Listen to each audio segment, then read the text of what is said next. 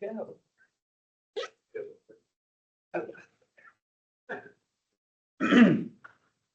All right, welcome to the November 19 Joint Facilities Advisory Commission meeting. We're holding a hybrid public meeting which enables in-person and remote electronic participation as legally authorized by the Code of Virginia per JFAC's electronic meeting policy. This meeting is also being recorded for our public records and will be posted on the Arlington County Commission Meetings YouTube page. The Microsoft Teams meeting chat is active to serve two purposes: for participants who need technical assistance and to indicate that you would like to speak during the public comment period. We will hold public comment periods at the beginning and end of the meeting. Those requesting to speak may speak during only one comment period and will be allotted up to 3 minutes to speak on tonight's agenda items. When virtual attendees are called upon to speak, you must unmute yourself by clicking on the microphone icon that is located on your meeting command bar. The moderator does not have the ability to unmute you. You will be muted when your time has concluded. For commissioners attending virtually, please keep your camera on for the duration of the meeting. Otherwise, you will be marked absent and unable to participate. If you wish to be recognized, please use the raise hand feature within Teams or ask to be recognized using the chat box. Lastly, this is a public forum. All information associated with today's meeting, whether written or spoken, is subject to the Freedom of Information Act requirements. So, having said all that, welcome everyone. I'd like to see all the participation and guests we have. We do have enough for a forum, so that's great. We did introductions last week, but if we can, for this, since we have a lot of visitors, if you just briefly say your name and your role here today. I'll start with myself and go around the ending with our friends from the county here. I'm Andy Greenwood. I'm the chair of the JFAC. Emily Garrett, I'm JFAC staff liaison for the county. Kurt Fuller, JFAC member. I live in Arlington Forest. April Everett, JFAC member. John Mingus, JFAC member. Allison Babb, JFAC member. Allison Jordan Tomaszewski, DES Facilities and Communications and Engagement. Adil Chauhan, I'm the Deputy Director for Facilities and Engineering with Arlington County. And Kun Chen, Facility Architect with Department of Environmental Services. Great, thank you. We canceled our meeting for the chair's update. We canceled our meeting in October because we're in the middle of all the SIP deliberations from the board, ADS. County has not started their process yet, and wanted to give the time to the commission to be able to attend meetings, learn things, and basically spend time becoming well familiar with all the machinations. That's all I have for the chair's update. Welcome, Jeff. Emily, would you like to start the public comment period? Sure. So I have one person or three people on the list right now. Is there anyone else who would like to give public comment at the beginning of the meeting? If you're online, you can raise your hand. Oh, So Yeah, four. See you. everyone here? Okay. And at the beginning? Yes. Okay. All right, not seeing any hands online right now.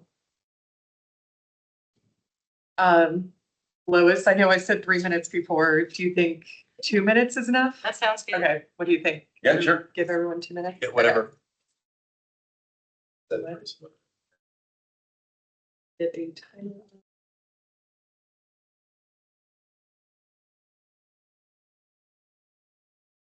While we're doing that, Pete, I apologize. I did not give you a chance to introduce yourself. I don't see Natalie, but I think she might be joining us later. Pete, you want to introduce yourself?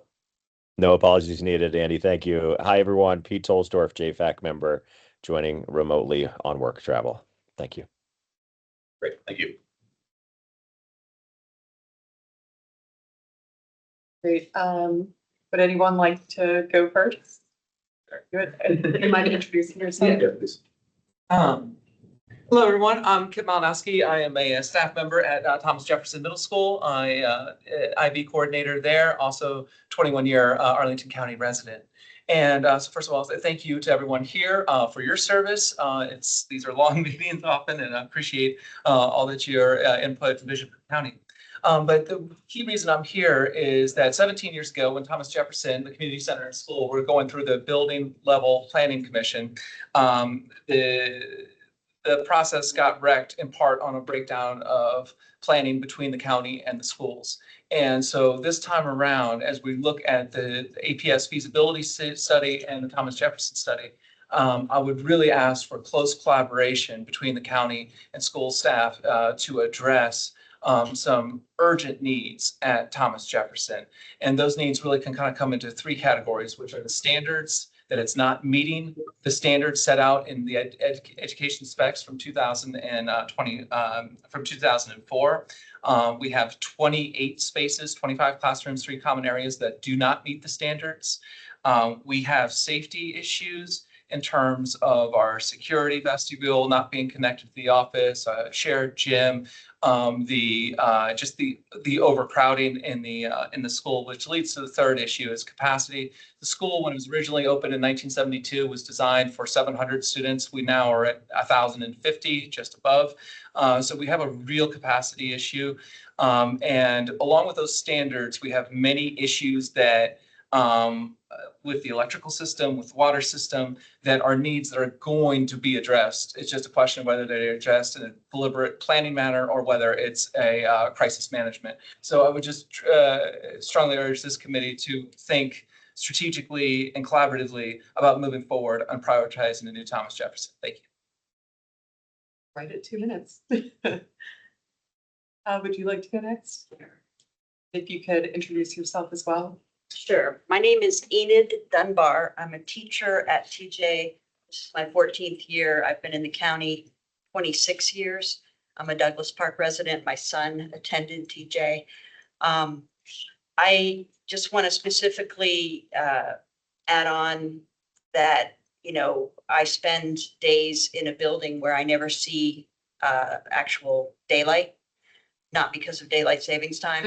I see more daylight going to school and leaving school than I see during the entire school day. We have a serious shortage of staff bathrooms and student bathrooms. And it's you know, it's a wonderful place to work because we do have the best people and we love being there, but we owe it to our students and our community to bring this building up to par and out of, you know, 40 years ago.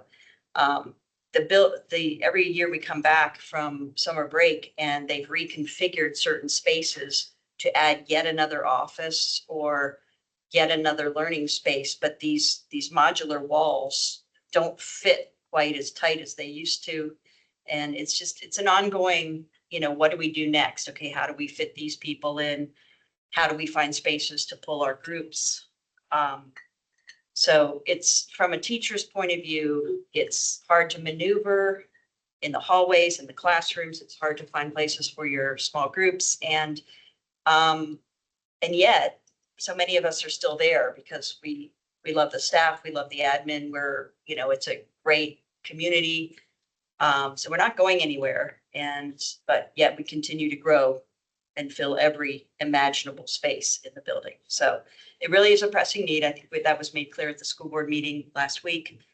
And thank you for hearing us. Thank you.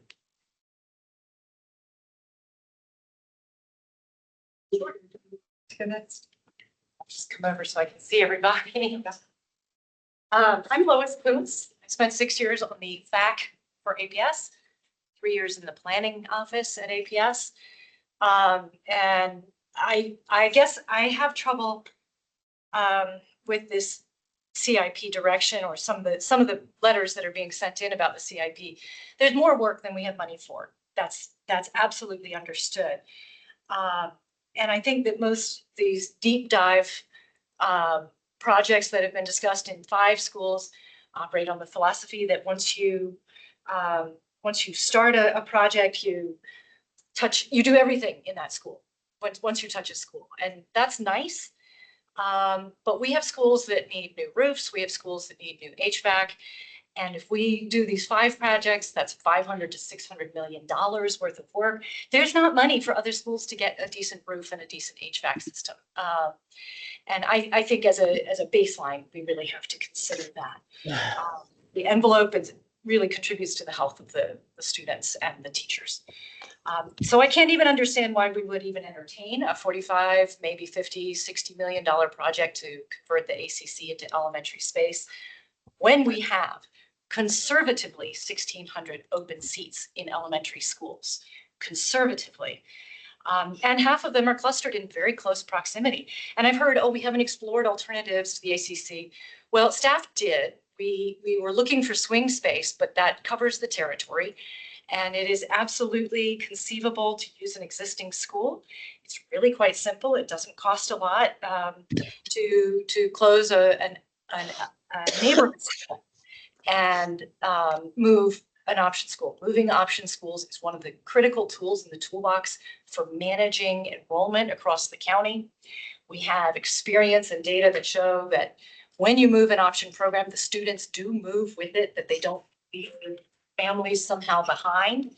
It simply hasn't played out that way. Okay, I would love to discuss this in any degree of specificity that anyone wants to. I obviously have way too much to say. I think it's a pretty simple answer on the 45 million. Thank you.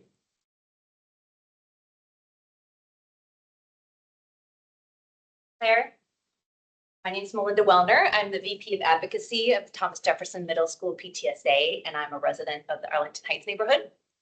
And I wanted to share some of the long history of discussions about renovating TJMS.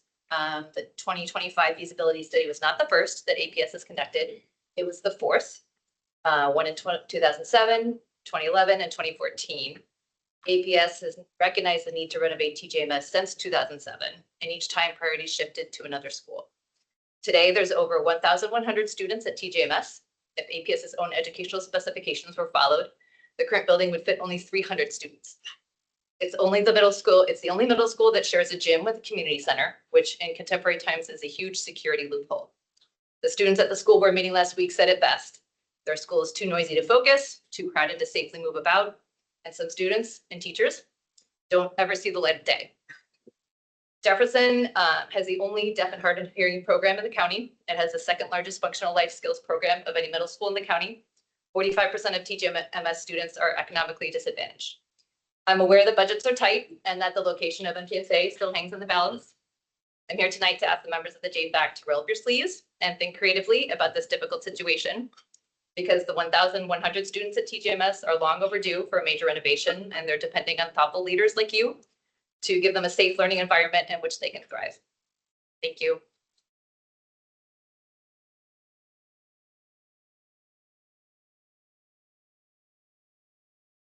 Is there anyone online? You just raise your hand. So, give a moment. Okay, seeing no hands, I'm assuming that no one wants to speak or is saving their time for the end of the meeting, which is certainly your right. Okay. Moving on, we are to the approval of the minutes, I believe, right? Yes. Bring those up on the screen.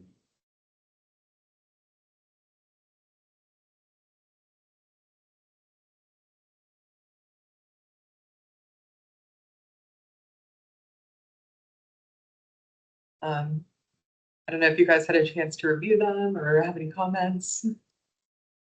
We approve the minutes. Okay. We have a motion. Okay. Seconded. Commissioner Everett, Commissioner Schuler. Can I vote here? You can, Natalie. You and Peter both can vote, and you can either Okay. put your camera on and raise your hand or unmute yourself, either one's. Yeah, I'll do that. Okay, thanks. That's great. Aye. Aye. All in favor, say aye of approval of the meetings. Aye. Opposed? Hearing none, approval of meeting minutes is approved. Great. Right. Pretty good. Okay, we are moving on now to the county staff update on facilities. Not sure who wants to go first. Yeah, I'll kick it off, and Emily, if you can put it up on the screen. But before we get into that, we'd just like to do some brief introductions. I think as I introduced myself already, my name is Leo Chauhan. I'm the Facilities and Engineering Deputy Director with Arlington County DES. Cool. My name is Kim, Facility Architects.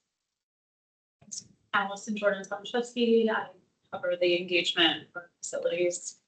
Okay. And we actually have Ryan Whitney online. Ryan, do you mind introducing yourself? Yeah, good afternoon or good evening, everybody. Sorry I couldn't be there in person. I'm battling a cold, but I'm the planning manager for Arlington County. Okay. And we also have Gleanne. Gleanne, do you mind introducing yourself? Hi, everyone. Good evening. I'm Gleanne. I'm the management intern for the planning team. Okay, thank you. With that, I'll kick off the presentation. You go to the first slide, please. So we were, so it's my understanding that we were specifically asked to talk about the 3 projects that we have on the screen: the Madison Community Center, the Lee Center study, and then the North Quincy site. And so we'll jump into that presentation. If you go to the next slide. Before I jump into the specifics of those 3 projects, I'd like to give a brief overview of the county's facilities. The county owns 90 buildings that total about 2.5 million square feet of space that we manage. The buildings vary in their operations, with some buildings being very public, such as community centers and libraries, while many of our other buildings are non-public and semi-public buildings, such as the Homeless Service Center, the Detention Center, Art Operations and Maintenance Facility, the Water Pollution Control Plant, and various fire stations. So we have a huge variety of buildings. And as you can see, the age of the buildings varies from 1 year old to 240 years old.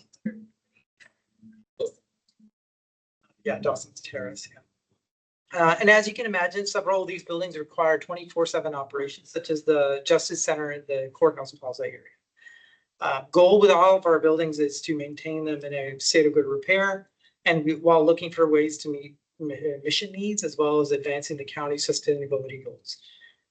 If you've listened to the closeout presentation, and several people alluded to this, that it's expected to be a tough budget year. But we will continue to need resources to maintain our buildings in a state of good repair, to make sure that we can continue to meet the needs of the community. I also noticed that APS is going to be giving their update on the CIP. We're on a different timeline for APS. So when we are at a similar point in our CIP, we would love to come back and give an update as well. For now, I'll focus on the 3 projects that we just talked about. So if we can go to the next slide. So the first project we have on our list is the Madison Community Center. The building was originally built in 1948, and an addition was added to the building in 1959. So the older part of the building is approximately 77 years old. With the age of this building, we've identified some significant issues that need to be addressed pretty urgently. The roof is deteriorating and is leaking into the building. The HVAC system is failing, and the HVAC system also consists of window units that are also failing. Single pane windows are pretty inefficient when it comes to energy. With that, the county has identified a project to address the maintenance needs pretty urgently, to avoid an unplanned closure of the facility. So we're looking to address these issues. And while we were looking to do that, we're also planning on doing some minor improvements to the lower level fitness level, and modernize the restrooms at the lower level as well. This work will require closure of the facility. And during this closure, Department of Parks and Recreation is looking to shift programming to other community centers. The Madison Community Center is also a polling site, and we're working with the election board to find suitable alternative locations. Some programming will have to be put on pause due to the space limitations. Construction is expected to start spring of 2026 and wrap up in summer or fall of 2027. Next slide. And I'm going through these pretty quickly to leave some time for questions at the end. So the second project we were asked to brief is the Lee Community Center. The Lee Community Center was built in 1925, and similar to Madison, it also had an addition done in 1957. This fall, the pottery program, which was one of the last remaining programs in this building, was moved out to 3700 4 Mile Run. And with that program being moved out, the building is currently vacant. A future use for the building has not been determined. In the last CIP, the board allocated 250,000 for us to conduct a planning study. And we completed the first draft of that study, which I'll go through in the next slide. The study is also available on the website. And if you want to take a look at it. So the next slide. So I'm not going to go into a lot of detail. Again, if you want to look at the study, it is available on our website here. Just key findings from the study. The study evaluated the existing condition of the building, just to understand what sort of condition the building is in. The study found that the foundation of the building is in pretty good shape, while some of the other systems need significant work. This includes the building envelope, which needs to be addressed, the HVAC system, the mechanical, plumbing, electrical, and the elevator in the building needs addressing. We also need to address some accessibility concerns to bring the site up to code. With that, as far as future renovations go, the options that we looked at were divided into 3 categories. The first category was what can we do within the existing footprint of the building? The second category of options looked at some modest renovations to the existing building, as well as demolishing the 1957 portion of the addition and adding a new addition to it. That was the second category, options 2A and 2B. And then options 3 really looked at if we took a fresh look at the site, what could be done with the site. So that involves demolition of the entire building and then building all new facilities on the site. The cost for all these options range from 6.2 million to 58.5 million. And there are several caveats with those cost estimates that you can see on the screen. As a reminder, the CIP included placeholder funding starting in FY31 of $15 million. These renovations will need to be weighed against other priorities in the CIP. So yeah, with that, I will move quickly on to the next project, which is next site, which is the Quincy site. And the Quincy site has 4 buildings on the site itself, and what we call Quincy 1 and Quincy 1, Quincy 2, Quincy 3, and Quincy 4.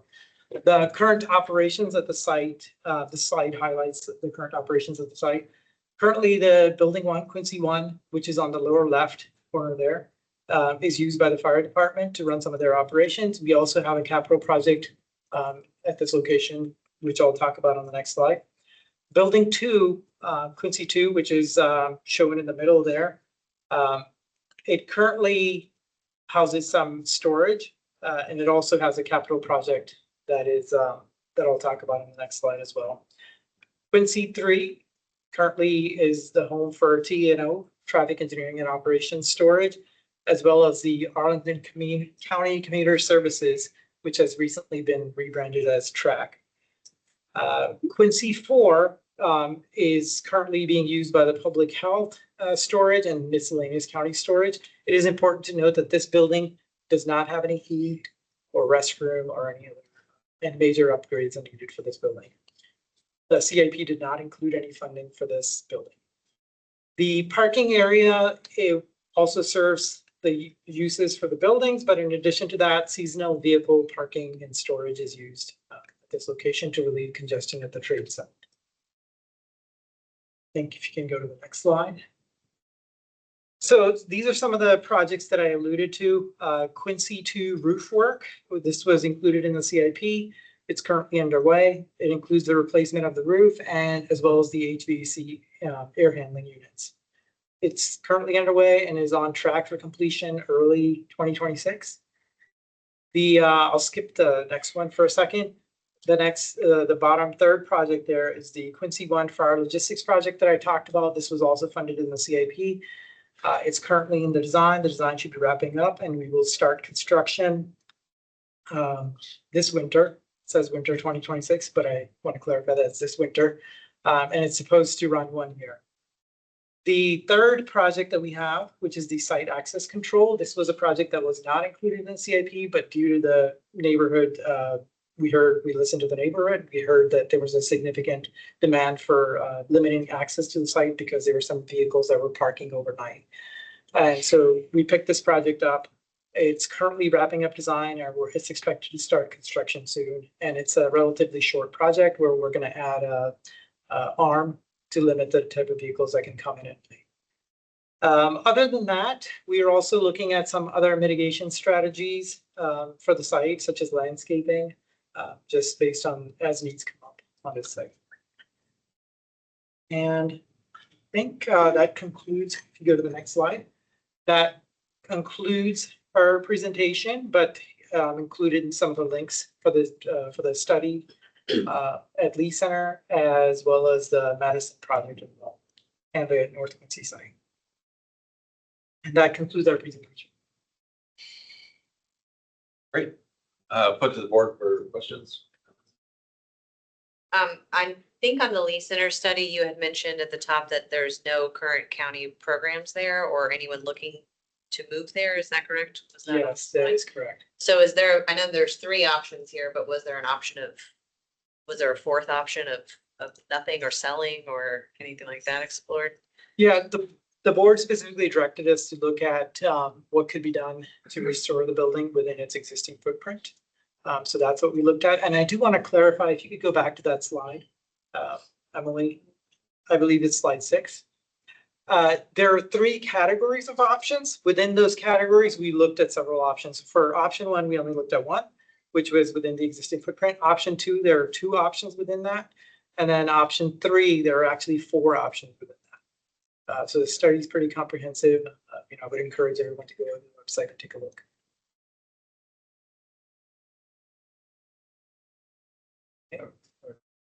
Comment. So we talked about previous meetings. We talked about not making a mistake of selling property you might want to use later. Yes. So but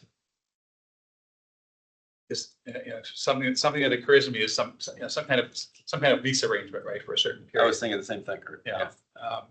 And of course that would depend on how long is the lease, and would somebody find would there be somebody would find a valuable use in that period? Yeah. Because then you might take it back. So if you build a building in 20-year lease, well, yeah, would it be worthwhile enough to do that for 20 years? Or having something in the clause to prevent what happened at the Arlington Community Center or any other location that we no longer own or possess as a county or a public school system. Have you guys looked at any? I wanted to, what's the comments, Pete or Natalie? Did you look, or we spent a considerable amount of time last year looking at various mixed uses for public properties. Has staff looked at any kind of public-private partnerships and or some kind of use where in 20 years or whatever the time is where we start ramping back up with enrollment in any way, shape, or form, getting that space back to use for government use, like that? We have not. We specifically focused on what the board directed us to do, which was to look at this study and what could be done within the existing building footprint, as well as what could be imagined on the site to address the community desires for the site. And just to add to that a little bit, we have gone and spoken with the B-Way Overlea Civic Association, as well as the Langston Boulevard Alliance, and there's significant interest, using it as a community center. Right. That would be a good amenity to have if it's easily. So the new construction findings are 27 to 58.5. Is that accurate? Yeah, 27 to 58.5. And I will throw out those caveats. It is in this bidding environment, numbers are going all over the place. It does not include some of the energy efficiency type of things that we would do that are part of any. But that's new construction. Yep. So comment on this one and a question on this thing, North Quincy. There actually isn't, if you think about community center space for that East Falls Church, there's nothing close. So yeah, if you think about joint space, that could be usable space. Right. So when you talk about the North Quincy site, these are all sort of short-term fixes. That's too big a space to not do something more with. And I know it's not part of your scope, so I look at that space all the time and think about Yeah, what best, but to the earlier question of money and space, I recognize there's money questions, but it's a gorgeous big space and I can think of lots of uses for big open warehouse space. the county does have several mission needs. And so I do agree that it's a significant site for us. And when you have existing square footage, it's always cheaper to kind of renovate that and make use of that. Sorry. Natalie, I'm sorry, I see your hands raised. Do you want to? Yeah, no, I just want to, I was going to follow up on, I don't know who was just talking, excuse me, with North Quincy question. So are you all working very closely with with the Boston Virginia Square, Civic Association there on all of these? Because I know there were lots of issues with traffic and everything else. These specific projects were identified in the CIP, and the Boston Virginia Civic Association is aware of them. We do regularly send out updates. So yes, those specific. Okay, no, that's great. And Lee Center, because I know that the Civic Association there is super engaged in that one. What's the process from, I mean, now going forward for that in terms of what does it actually become? Because I know there's some questions about what happens to the back part of that property as well. There was like a playground idea, all those kind of things. Yeah, so we've, so the study is still in draft format. We've gone and presented that study. We're still looking for feedback from the community. So we have posted the study on our website.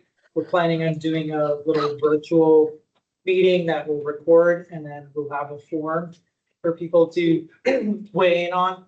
As a reminder, the CIP did not include anything until FY31 for funding, and then the funding also was limited to 15 million. Right. So when looking at these options, what I would say is really only option one is really within that budget.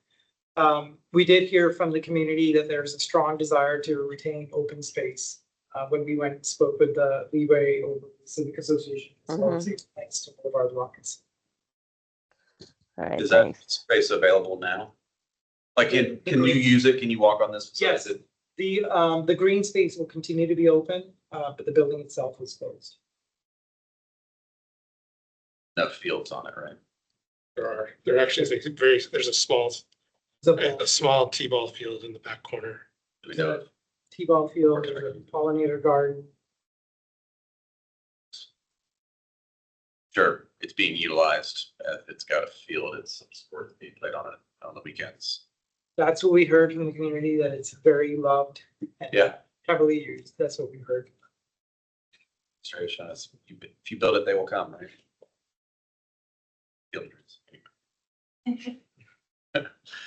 Okay. Sorry, Natalie, would that answer your question? Anything else to add? No, that's it. That's great. Thanks. Great. That was quicker than I thought. So I have one. Oh, yeah. Yeah. So how do you judge if there's like, sufficient intensity of potential use to, to like justify the various levels of reinvestment in the property to do various things to it? Are you talking about the Lee Center? Or? Yeah, sorry, should may. Yes. Well, talking about the Lee Center, so like we said, there is no use that has currently been identified. When it comes to community center and those type of considerations, the Parks Department would have to weigh in on that. Yeah, that's a question that's for them. Oh yeah, and of course, we do not have any operating funds to operate any sort of program there as of now. Thank you. Did you say what was going to be in Madison? Sorry, I just didn't hear. Maybe the Madison Community Center, it's gonna close for the renovation, but then when it opens up, it'll open up back for. It'll open back. Yeah, yeah. What will be there when it opens? Same type of programs. Co-ops there, or the creative preschools there. Yeah. Yeah, there's a lot of summer arts programs. So Parks is just planning on reopening. It'll be starting in 26, done basically 18 to 24 months later. Summer fall of 27. Yeah. Make sure I wrote down correctly. Any other questions from the board? No. Thank you all for coming and giving us this presentation. We will, as JFAC, be trying to collaborate more with county in the coming, as the county SIP comes out, and welcome you to come back if there's something that you think is relevant or germane to our mission, which we'll review. I meant to review during the chair's update, but we'll review our JFAC mission shortly.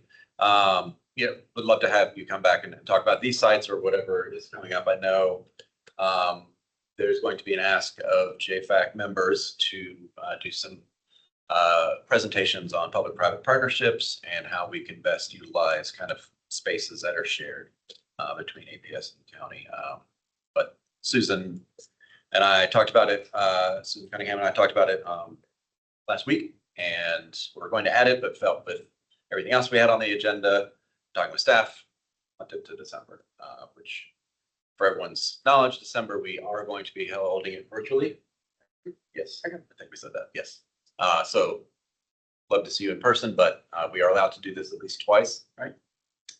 50%. 50, at least 50, no more than 50% can be completely virtual. The holidays and everyone's schedule, felt like that'd be a good time to at least do one. Okay. Anything to add? I don't think so. Okay. Thank you all. Thank you. You're welcome to stay. I'll stick around a little bit. Okay. Yeah. I did want to just kind of give the board a moment to review our JFAC mission. I don't want to insult your intelligence and read it to you. So if you wouldn't mind just reading it yourselves. And then kind of in that just way, I'm going to read it myself just to frame the draft letter and those items I have saying. Thank you.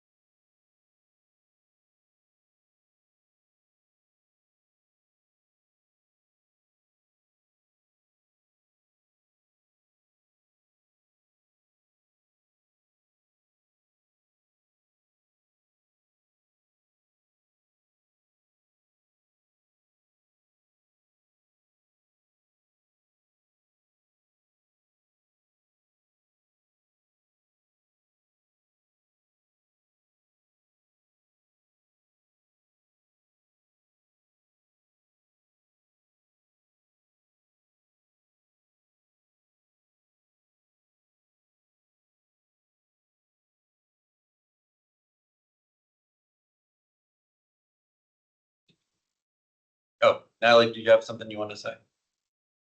Yeah, I just want to know because when I got on, someone was talking about Jefferson, which is a big point for me.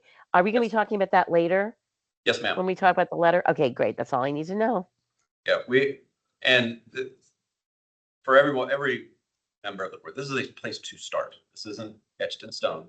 I Right. fully expect us to have some deliberations on the whole thing. But good place to start is at the beginning, and I tried to sum up as much JFAC meeting information that we've had over the last several years, and I've reviewed but my first drafts, as Allison pointed out, I revised on it, had almost a lot of comments that we had verbatim. Just tried to condense it down. We'd be here all night talking about it. Anywho, and for Natalie and Pete, just unmute yourself. It's hard to sometimes see the hand, and I've missed you twice, so just feel free to chime in as we go.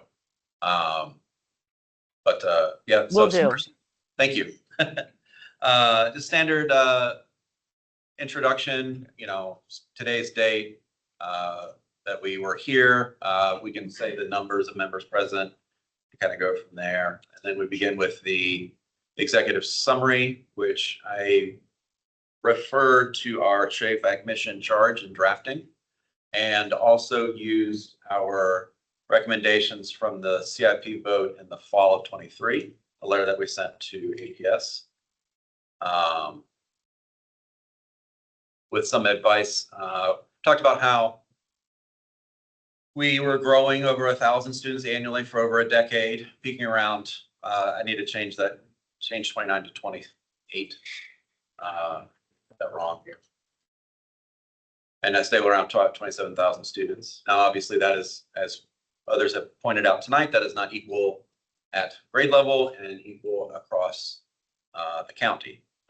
But we were also using studies from the capacity utilization during that time frame. That was how many people, how many things can we fit in, I mean, students can we fit in schools, and trying to maximize space with a plan to grow to 32,000 students at APS. Thankfully, we had reached those numbers, but we have stabilized around 27,000. And that's kind of what we're talking about here. And the reference is the next to the 27,000 students is the strategic plan from June of 23, the 10-year enrollment trajectory reports, 22. Yeah. Did you, I remember when you introduced yourself, was that something you helped with? I was on the strategic plan, yes. Nice. That's great. Please, if I misinterpret something, please, like, this is what we were talking about. This is what we meant. Yeah. Because I've read it, and it's a wonderful document. There's lots of interesting little tidbits that you can pull out. I thought that was very good. Thank you. Awesome. So yeah, it was, there was a lot of planning factors involved in the capacity where, teachers would move classrooms so that every classroom had a class in it at all times. There was no teacher in an empty classroom. There were spaces, sometimes closets or storage buildings that moved into, were created into classrooms. And so we're kind of talking about these practices and space maximum that informed other students have not, we are still using that paradigm when we talk about capacity, which is fine, but maybe it's not appropriate to use closets and move teachers around and maybe more efficiently use it. I know our friends from TJ or any school that decided to come, if there's a space, it's going to get used during the course of the day. Like that, there is no empty classrooms at any school in our county. And I don't care what the numbers are, a principal will find a way to use that space. And that's just emblematic of modern education, right? Not necessarily unique to Arlington. Questions on that first paragraph? Cool. And please stop me if you have things to say. Now we go to the surplus of seats across all school levels. Even not evenly distributed. Some are in the low 70s. Others approach closer to 90. Planning factors, I think that's the right word.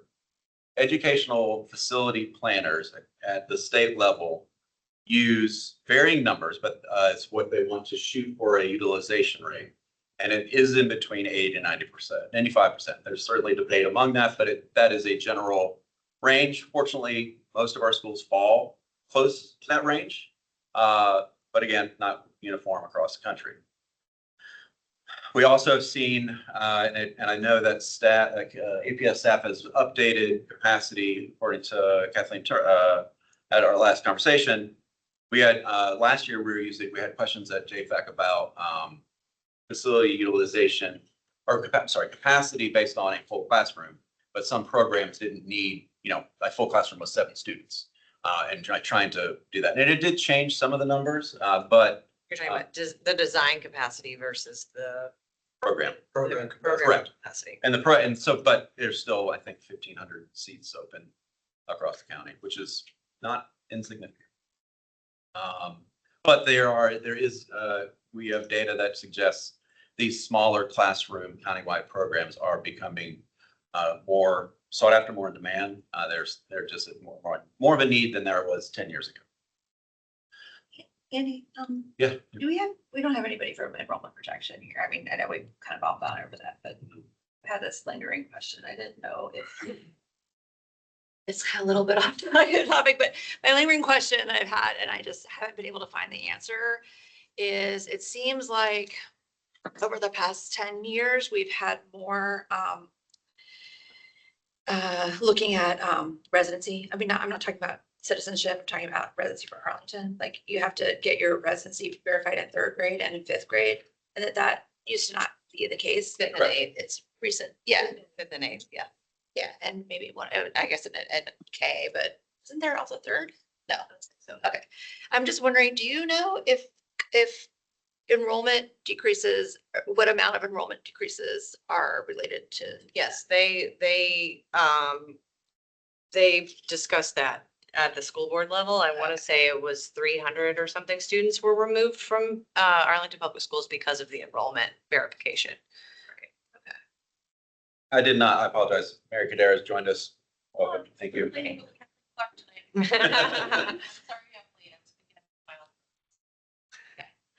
Yeah, thanks, I missed that. I didn't. Yeah, I remember there was a decrease, but I wasn't sure of the exact numbers. But it was, I want to say 1 to 3% or so. Is your vision, do you want to kind of talk about each paragraph as we go through it, Yes. or what's I would best say- practice?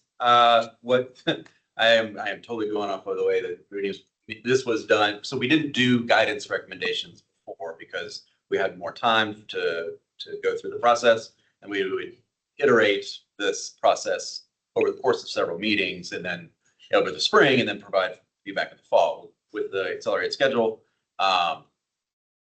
we got this. We've got the months of meetings prior. That's some of us have been to that, you got your experience and that we can draw upon to kind of hash this out. When we would do the CIP direction in September, October of 23, it was, all right, does this paragraph, is there anything you want to change? Okay. And then once we get done with a section, we get to we finish with the recommendations and conclusion, and that's, we kind of go, let's see what we see. Yeah, sure. I'm open to see. I have highlights ready. Yeah. I actually have a more basic question, and I apologize. This is like my total newbie brain. We value your input. I understand sort of wanting to provide guidance and help do it, but as I read our mission statement, it's more react to what the school board has done. Right. And we don't have that document yet. I mean, so are we, as I read this as written, and I think it was in Allison's comment, it felt very much like an advocacy piece. Oh, no. For Montessori, didn't mention TJ, didn't mention other elements of the plan. There was a whole section on the deep dives. I understand that, but that was one little piece as opposed to multiple pages. Sure. So, okay. Yeah, and I just want to just go and say I agree with you. That's how I read it as initially too. This is Natalie. Fair. Definitely not meant to be advocacy at all. It was drafted with the sense of knowing what we've done over previous CIPs, way that things have been kind of presented for the good of the county. And that was what I was trying to go for. And I guess sort of has the practice of this commission been to provide something before the CIP has been released to sort of provide guidance, or is, this was not my idea. I was asked to provide this. Okay, thank you. Direction, we Yeah. have typically Okay. received some feedback from JFAC, and a CIP direction was presented. Okay. A draft. Draft form, and I suspect that board would appreciate hearing your thoughts about what you saw in the draft CIP direction. Thank you. I just trying to, No, I'm just not trying to Andy's wrap my bread. head around. I could think of better ways to spend our time. Or no, I can't, not, let me take that back. This is a very good use of our time. I can think of more fun ways to occupy our time. I actually can't, but I appreciate understanding and process. Thank you. Not meant to say that. Oh, boy. Yeah. Okay. Okay. So, moving on to the next. Can I paragraph. Yeah, make please. some comments on that? So I think I appreciate the enrollment projections show a modest surplus, but I think it's important to mention and to highlight the growing nature of the surplus. In addition, that you mentioned recent data also shows increased demand for countywide programs that may limit some classrooms to smaller class sizes than other programs would allow. Can you speak more to what that is, what you're referring to? I would say that those programs are where you need you have students with more needs and they need more. So you're saying like special education classrooms? Like a MIPA classroom or something like that, where you have, some of them have 4 kids in a full-size classroom, some have 6 or 8 kids in a full-size classroom. When we started doing some of these facility studies, we actually met, what is the current program in the building? Then we worked with our planning staff and also reviewed to make sure that when we were trying to create a facility of equal enrollment, we were trying to figure out what are the spaces and how are they used and what does it mean. And I think at the same time, our planning department was working more with program capacities versus design capacities. I mean, design capacity, like in an elementary school, is 23.33 kids per average classroom. It's larger for kindergarten, et cetera, and you add them all up, and that's your capacity. But when you look at a building today, you're looking at this full-size classroom has 4 kids in it. This classroom has 8 kids in it. And what are the reasons? And it's programs, and it's the program capacity. So basically, the other thing that has happened over the years is, when everything was growing, any vacant space in any school was converted into a classroom space, and it's still considered or called a classroom space. One of our standards is anything under 660 square feet, we don't call a classroom. And there are classrooms at TJ, for instance, that are under 660 square feet with common.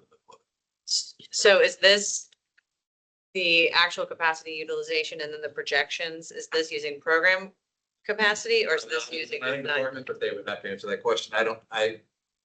I didn't create those. I just utilized the information. So I don't. What I don't have that. Yeah. What I have another copy. Interesting. One that's looked at, they got enrollment updates leading up to school. At the beginning of school, the excess capacity, design capacity was taken to about 1,700. I think just in elementary, because that was what stuck to my brain. But it was interesting to me that program capacity excess was higher than that. And I had expected it to be lower. And I Yeah, you would think, yeah. Yeah, I sort of asked Kathy because it felt counterintuitive to me, and she gave me a great explanation of why that was. Put that's in reference to, just in say MIPA or a couple examples. Yeah, that'd be great. That'd be fine. Yeah. What do you, Alison, do you have a suggestion on what we should edit it to say? No, I think that's a great, just reading it as a, I always love to ask for sites.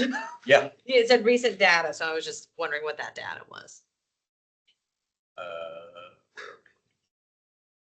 It's the third one up. That's design capacity. Yeah, I think they did a presentation planning department did a presentation to the school board. That this summer, it was like in August. In 2x2s, yeah. Yeah. So there was a presentation where. That's the 10-year, I mean, it's still the same citation. My other comment is you mentioned middle and secondary school seats are more even, and just looking at the capacity utilization in middle, we range from 82% at Williamsburg up to 105 at Gunston. And then That would be, I think I meant, what I was trying to say is, it's not as low. We have a bubble that's older. yes, for sure. And then our high school, Arlington Community High School, so it's 27%, but looking at Langston's 55%, Arlington Career Center 61. And then we go up to 101 for Yorktown and Wakefield. What year is that? That's this 2024 to 2025. Yeah, there's still growth in the middle schools. I mean, the growth in the district is Yeah. secondary schools. 1,000%. But the elementary schools are not showing the growth because the birth rate is down. Yes, I have lots of, We're getting move-ins and whatnot on secondary schools. yes. Necessarily. So they're not dropping. Right.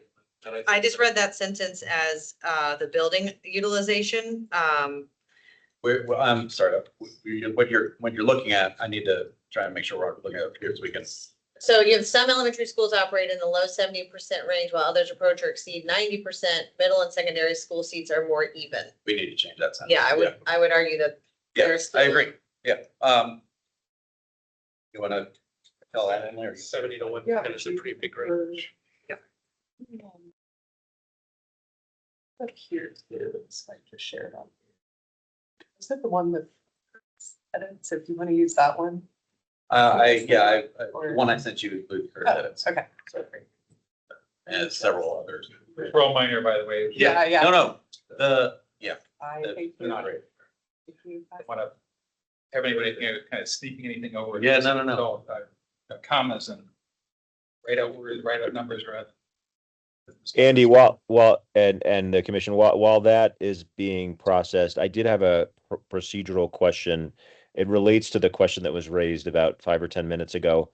So the responses that we are framing, I understood they were based on the PowerPoint from the September 30th school board work session. Is that the only, or at least the primary document that we are framing our recommendations based off of, or is there other information available, or is that what we're working from? I just want to make sure I understand the universe of information we have that we're looking at here. No, that's a great question, Peter. That is certainly a important document, but not the only one. The one that Allison helped draft, certainly the strategic plan is part of it. The last CIP, the county's CIP, and then, any new information we have from projections to updated utilization, program utilization, capacity numbers, all those things are, fair game. If it's provided by the school board or county, we can certainly use any of the data we have to inform our discussions. Okay, thanks, Andy, because the prior CIP, of course, is a very robust, long document. And this PowerPoint, on slide 6 in particular, but all throughout it sort of does check marks in these big categories, and it shows sort of like in years 26, 27, 27, 28. To me, what I was struggling with was really a level of detail that was sort of missing in this, in terms, because it is a PowerPoint, it is a summary type document. Sure. I was just wondering if, given the detailed of the SIP, I mean, this is showing directionally at least what was discussed at the work session on September 30th. I just want to make sure that that's what we should be looking at primarily in terms of our guidance as part of the ongoing process. Like, that's directionally the primary document that is sort of showing the current thinking, correct? Correct. Okay. Is thank you. wasn't there a draft CIP at a school board meeting, not just a work session? For the October school board draft CIP direction sent to this information item. And I think the school board would particularly appreciate your feedback about what was. That was October. Here it is. It's the 23rd. So there's a draft CIP that's more comprehensive and detailed? It's 4 pages. Oh, okay. It's a draft direction, CIP direction. Okay. Substantively, though, is it essentially the same as what's in the PowerPoint? I can look at it, but it just seems like the just amount of information is not. It's challenging, I think, to form really detailed views on a sort of summary directional document. I don't know if others had the same thought, but that was my view. That's fair. Not a criticism. I just want to make sure I was aware of the total universe. Yeah. I don't have that document because it was an information item available right now. If Allison wanted to email it to Emily, sure, go to the link. Yep. We could certainly reference it as needed. Going back to the letter, middle and secondary school seat sentence. Allison, do you have a better way to say? I deleted. So About the middle and secondary? I've highlighted. I might even just take it out. All right, that's fine with me. And then I think I would like to emphasize that it's not just a modest surplus, it's a growing surplus in the first sentence. Well, what is that based on? Those numbers, the growth, the Is that the, The growing surplus, all of our, basically every projection we have, which is capacity utilization, the feasibility, the environmental scan for strategic planning document, the long range planning, and the pre-CIP report from last time, we have a growing, a large part of it is our replacement rate. So our kindergarten replacement rate is 350 to 500 projected until 2034. That meaning the number of seniors who are graduating, we have 300 to 500 less kindergartners coming in. So that is a growing, so, and the chart that APS has made that's in the enrollment report shows that swing as well. yeah, the replacement rate is one of the ways that we have students move in. We're obviously already a very transient area, and I've seen since 23, when that was drafted, that enrollment has not dropped as significantly as we thought. It is dropped, don't get me wrong. But we have kind of flatlined if you look at our data projections are good for about 5 years out in any given time. But we try and make educated decisions with the data we have. Yes. But the numbers for this year, enrollment numbers for this year are lower by about 1 to 3%, 1 to 2%, something like that. I don't remember how many hundreds of kids, but we're under projection. Yes, and this capacity is based on capacity definitions when we were growing by leaps and bounds every year. Yes, so like, for example, in the 2023 JFAC recommendation, they show obviously losing quite a few kids in 2020, going up and then going back down again. Right. But you can also see the years of 1,000 people a year coming in or so or hundreds of kids a year coming in or so to losing a few hundred steadily. It is a slow trickle of students leaving. Yeah, we are well under what they thought we would be at this point. Absolutely. No one could have predicted the pandemic. Yeah, well, this is nationwide trends. Hey, Right? 100%, These are, yeah. birth rate is also a concern, so that's part of the issue. But the enrollment projections that we have from the strategic plan incorporates anticipated construction and it incorporates missing middle, and they still show us at a decline. I don't think the capacity addressed missing middle changes It does in this one. in the strategic plan. It does. Yeah, page 5 of the strategic plan document, they had us for 2023, 28,000 students. And then for this year, for example, for projections, they had us at 28,300 and we're only at 27,881. So even this was too high even 2 years ago.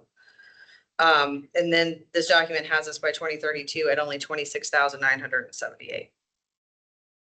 Okay. So I don't know how. What would you like to talk about in this? No, I would just say it shows a surplus, but it's also a growing surplus, I think is the context. Yeah.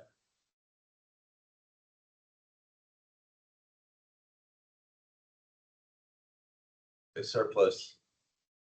A modest I took out modest. oh, okay, no, sure.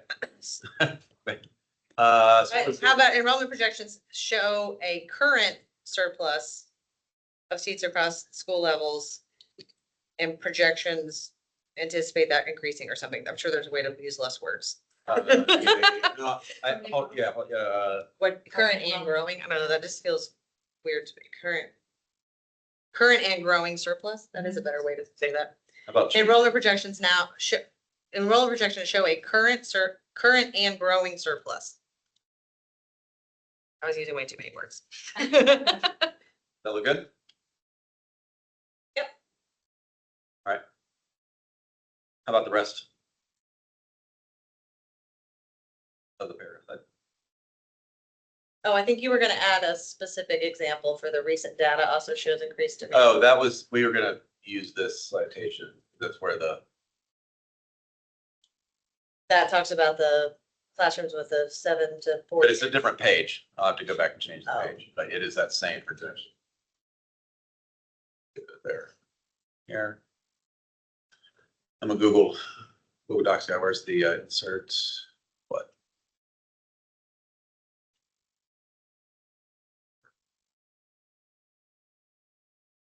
Somebody who uses Microsoft.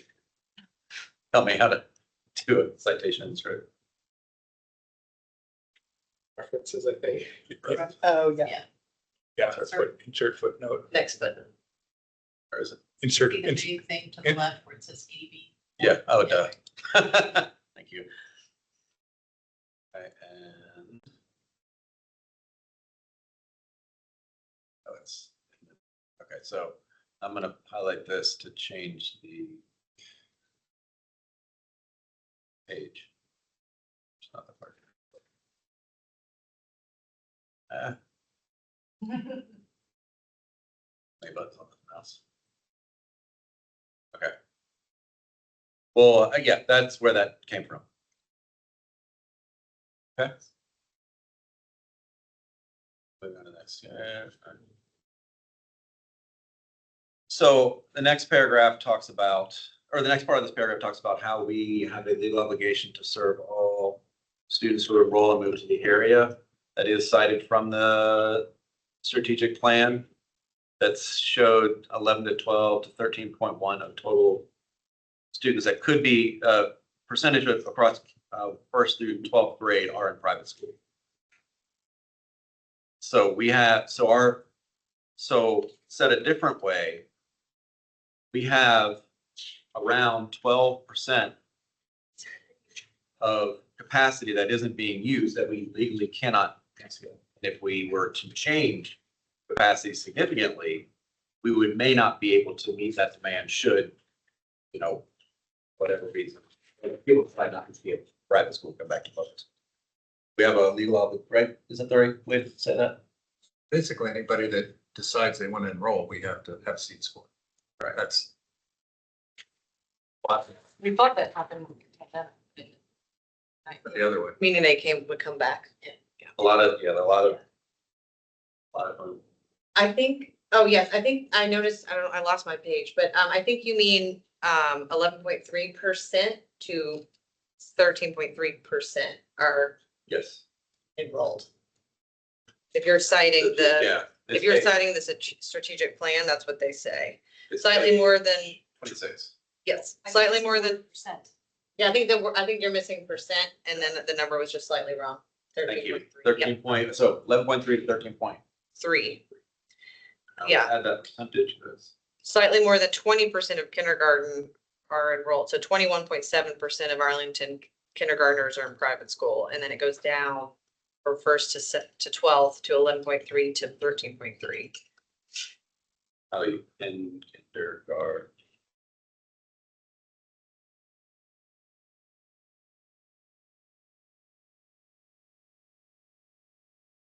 Preschool is a real opportunity. Yeah. We want to talk about co-locating programs. 63% are in private preschool. Almost 64. Wow. We don't have, well, we have outside of, The county, Parks and Rec, is there capacity? probably not, but that's, I mean, it's part of the conversation for some later in the document, I think. Right, there's a program. Well, there's a fee. But then there's the issue with, what's the Head Start one? Right. DPI? Yeah, like it not being very filled and maybe there's some kind of program there. Or like a joint API, I don't know. Great, thank you. That's awesome. Moving on, hearing no other objections. So this paragraph is trying to talk about what we've been saying already, that how we use our buildings and the programmatic, not just programmatic requirements, but if we looked at our building utilization as fitting as many students as we could, putting relocatables where they could fit, and using spaces in conventional and unconventional ways, like now that we've got more stabilized with this excess capacity, shouldn't we better look at how we use our spaces and see if there's a better way holistically across the county holistically across APS to make sure that we are not making a decision to move or close or not renovate or whatever, anything that could be, that might have a better use for it in a different way. I don't know if I said that well in this paragraph, but open for comment. I think my question on that is, I feel like, did we not do that with some of the newer analysis as far as like the program capacity versus? We don't look at, I mean, one of the things they don't look at are relocatables. So if you took things out of relocatables, put it back in the building, There was a relocatable study in June. that was ones that they could get rid of. Yes, Right. correct. But the point is there's classes and relocatables that could be moved into buildings. Right. Which would affect the capacities. Right, so my understanding is these, like, this does not take into account relocatables when it talks about capacity. So, and then the relocatable study from June of 2025 talked about potentially getting rid of them, ergo moving kid, like my third graders in a relocatable, which I don't think is actually a word, but, so I think we have, I'm just wondering, if we feel like there has been an evaluation of building utilization, or if this has not been done. I would have to ask the planning group. I don't know. I feel like that was something we, or do you remember this being brought up in previous years of discussion? By the way, it's a learning cottage. Sure. Sure. Sure. As long as it's not a trailer. That's what I call them. Yeah, and I mean, in those these relocatables have use a life. They are not designed, and we routinely keep them past their design life. Yep. At them, old issues. Yeah, I think that's all in the relocatable study from June of 2025 is a good read. I feel like someone, you mentioned something about they've started looking at closing them down, right? I mean, That's what's on the study is. yeah, looking at maybe I saw that. Nobody wants to give them up. Nobody, not a single school that has as I understand it, Oh, is because interested in losing that. Because space. they like the space. Yeah, I mean, there are some things that people like. You can control the temperature differently.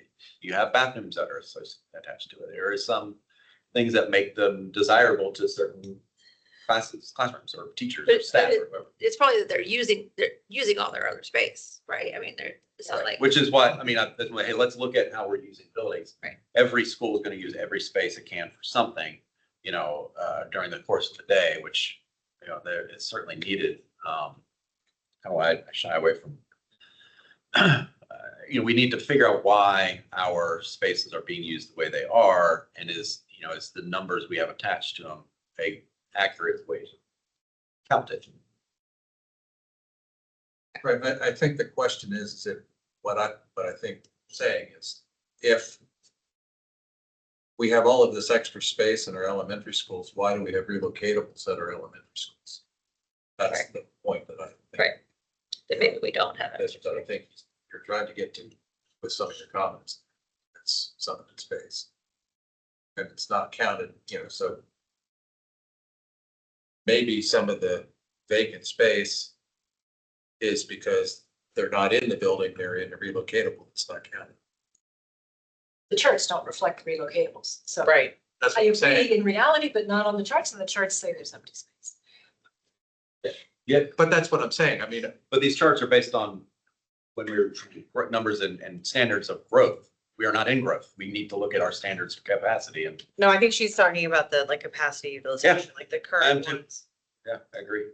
Yeah, I mean, because those aren't, it's just talking about current capacity. You can also look at stoplight report too, but, if you look at the hard building, whether it's program capacity or it's design capacity, that's where the capacity is we're talking about. So if you have a building that has X capacity, and you have 12 relocatables outside of the building, that's not counted with capacity, but there's kids in it. So if you took kids and you put them into a hard building, that would reduce the vacant space in the building. That's, Not on paper. Just in reality, that's what my point is. All right. Anything to add for this?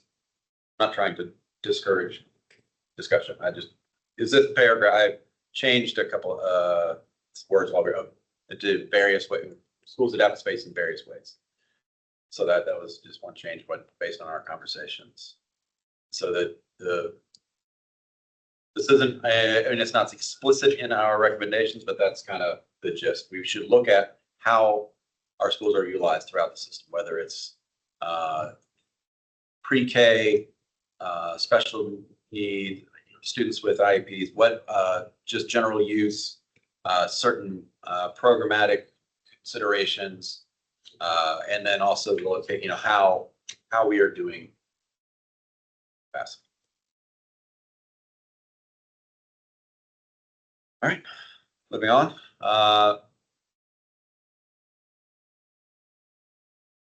This is not, I'm certainly open to this changing, but the first sentence is essentially what I was trying to say.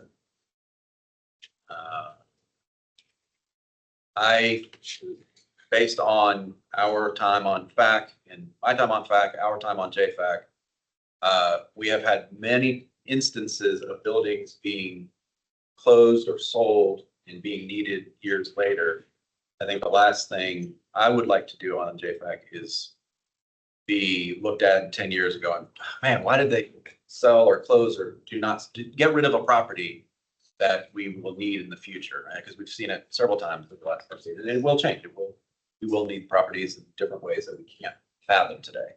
So I think the whole point of that is we need that long-term flexibility. Scarce land is our scarcest resource. People are our most important resource. We have 13% of our budget devoted to facilities.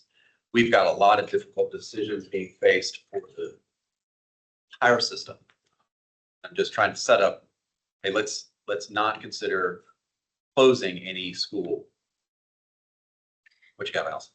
You okay? I saw the. No, that's okay. I've been hogging as the newest member. I feel bad. So if anybody else wants to go first. I mean, I remember just 10 years ago, we were going to meetings and people were talking about shifts, doing schools on shifts or building up. I mean, I know that it's best projections on enrollment, but the best projections on enrollment were occurring then when we were talking about building urban schools with no fields and having this conversation about what was going to happen. So I don't know. I am kind of hesitant I feel like we've built 2 elementary schools in the past, 10 years or 15 years or whatever. And maybe it's more than 2. It's just 2. Alice, Westfleet, and Cardinal, but Alice Westfleet was supposed to be replaced by Patrick Henry. Yeah, but Discovery and Cardinals. It's a 3. I don't know, but anyway, yes, it seems crazy to have that building, that activity, and then in very short order releasing it. So I don't know. What do you mean by close? I mean, I think we're agreeing not to sell. Your agreement. What do you mean by? Not being used as a school. Oh, okay. Yeah. For an educational APS mission. You said for an APS purpose, you could potentially get a short-term lease if that's what you want to do. That's different. It's something for the county to utilize the space, but not sell it for $1 because it might be needed in the future for a school. Surely. And if you sell it for $1, then that happened on 23rd Street. My concern with the strength of this statement is, I think it's written. I think we, at least at the last meeting, my tenure here, there was a lot of conversation about people wanting to have collaboration, countywide, kind of division-wide discussions and public-private partnerships, retaining, co-locating things with the county. I think there was quite a bit of that in the 2023 recommendation that I saw. So my concern is that I think the non-APS portion of this, because I think it is stronger than perhaps we mean. I agree.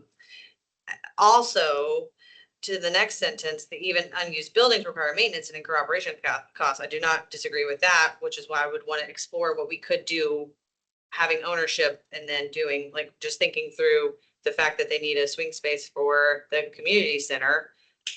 There are some, there are potentially buildings that APS could have provided to the county for that, and the county would take over the cost and et cetera. But there is a baseline cost to keeping a school open. Even if you have 5 students at a school, it's a $4 million baseline, because you have to have principals and counselors and cafeteria workers and nurses and all of those things that you have to have regardless of the enrollment at that building. It's just like $4 million to keep a building open. So I'm concerned about this, and it doesn't, when we talk about kind of the mission of, I have too many papers. We talk about co-location and adaptive reuse and efficiencies and shared use as our second bullet of JFAC. So I'm concerned that this is written too strongly. So Andy, are you just trying to say that APS shouldn't give up control of the properties? Yes. Oh, then just say that. Go. All right, JFAC does not recommend closing or repurposing any APS properties that give up control. Basically saying you want to stop the properties. Yeah, Something Well, something it's not like just that. sell, it's the- Yeah, you yes, could say something like that might be used in the future. right, but But repurposing, for the way this is worded, repurposing, I think we could repurpose them and retain ownership. right? So I'm saying JFAC recommends retaining ownership of APS properties, period. Yep. And then I think the second sentence, the unused buildings require maintenance and incur operational costs. Potentially, if, depending on what we're I want to doing. hear you. I also want to type, give me, I'm sorry. Oh, no, you're good. Recommends, Retaining ownership of APS properties. Or APS, JFAC recommends retaining ownership of APS properties. Could you change? I have an idea. Yeah. yeah, I can't type on this keyboard. Having been in your role typing live is. Yeah, no, that's not fun. It's, Come on. Yeah. This is not. it's a good thing, but it's a. Yeah. it's a- JFAC retaining ownership of APS properties. And then instead of even, could you say JFAC spent? recommends APS retains ownership of it, Yeah, there you go. because I don't think JFAC wants to own. No, Not in the budget. it recommends APS retaining ownership of APS properties. Retaining ownership and control, because that, yeah. And then instead of saying even, Okay. say since unused buildings required, Okay. At the comma, then say something like joint use and other, bring in sort of Yeah. joint use of with other county programs should be explored or something to that effect. Programs Other or programs. users. Yeah. Basically, you want to find somebody to lease them. I could do it right at the, after the, other essential systems, comma. Turn the keyboard. Yeah, no, good. Essential Oh, is it sentence Bluetooth? systems. Go ahead, John, what you got? Jeff helped me clean it up, so it was, exploring joint use or Yeah. some, Well, it's all the things that's in the such as co-location, shared use, adaptive reuse, and other efficiencies. But create public-private partnerships, we're retaining ownership, but do something that serves the greater community. Right, and, we do it in a way that we're allowed to bring it back to a school future when. Right. Happen. All right, yeah. Since Andy, if I could add that Yes. last point, I just want to add my strong support for that last point. I think, I really like how we're clarifying what we're saying in the sentence. And I also like preserving the flexibility to use the space for other purposes if there is excess capacity, with the flexibility to transition it back to instructional space relatively quickly as needed. I think that's a nice balance of preserving the schools, not getting too ahead of ourselves in terms of projecting, long-term declines in enrollment, building in the flexibility we need with the flexibility to convert it back to instructional space as needed. I think that's a strong point. Yes, awesome. Peter, can you see the screen we're looking at? Yeah, and I sympathize with the anxiety of typing in public. It's been Appreciate it. And this is a safe space. Appreciate that. Okay, so mostly. Hasn't always been. Okay, so is this paragraph now? Or any other concerns? Oops. Great. So when we get into this next section, let me first say that based on y'all's, John and Allison's comment, it was not my intention to vacate one way or another. And there's 3 sections, 2 of which are devoted to one site. I felt that was more of a discussion that we'll get to those. I did not mean to shortchange the feasibility studies. This section that I sent them, the first draft, was much longer and was edited for clarity. Because I kept saying the same things over and over again, that these are important studies. They were identified by previous boards for a good reason. As our partners that are not here at those schools would say, these are all needed things. So having said all that, let's take a look at this first paragraph. Please.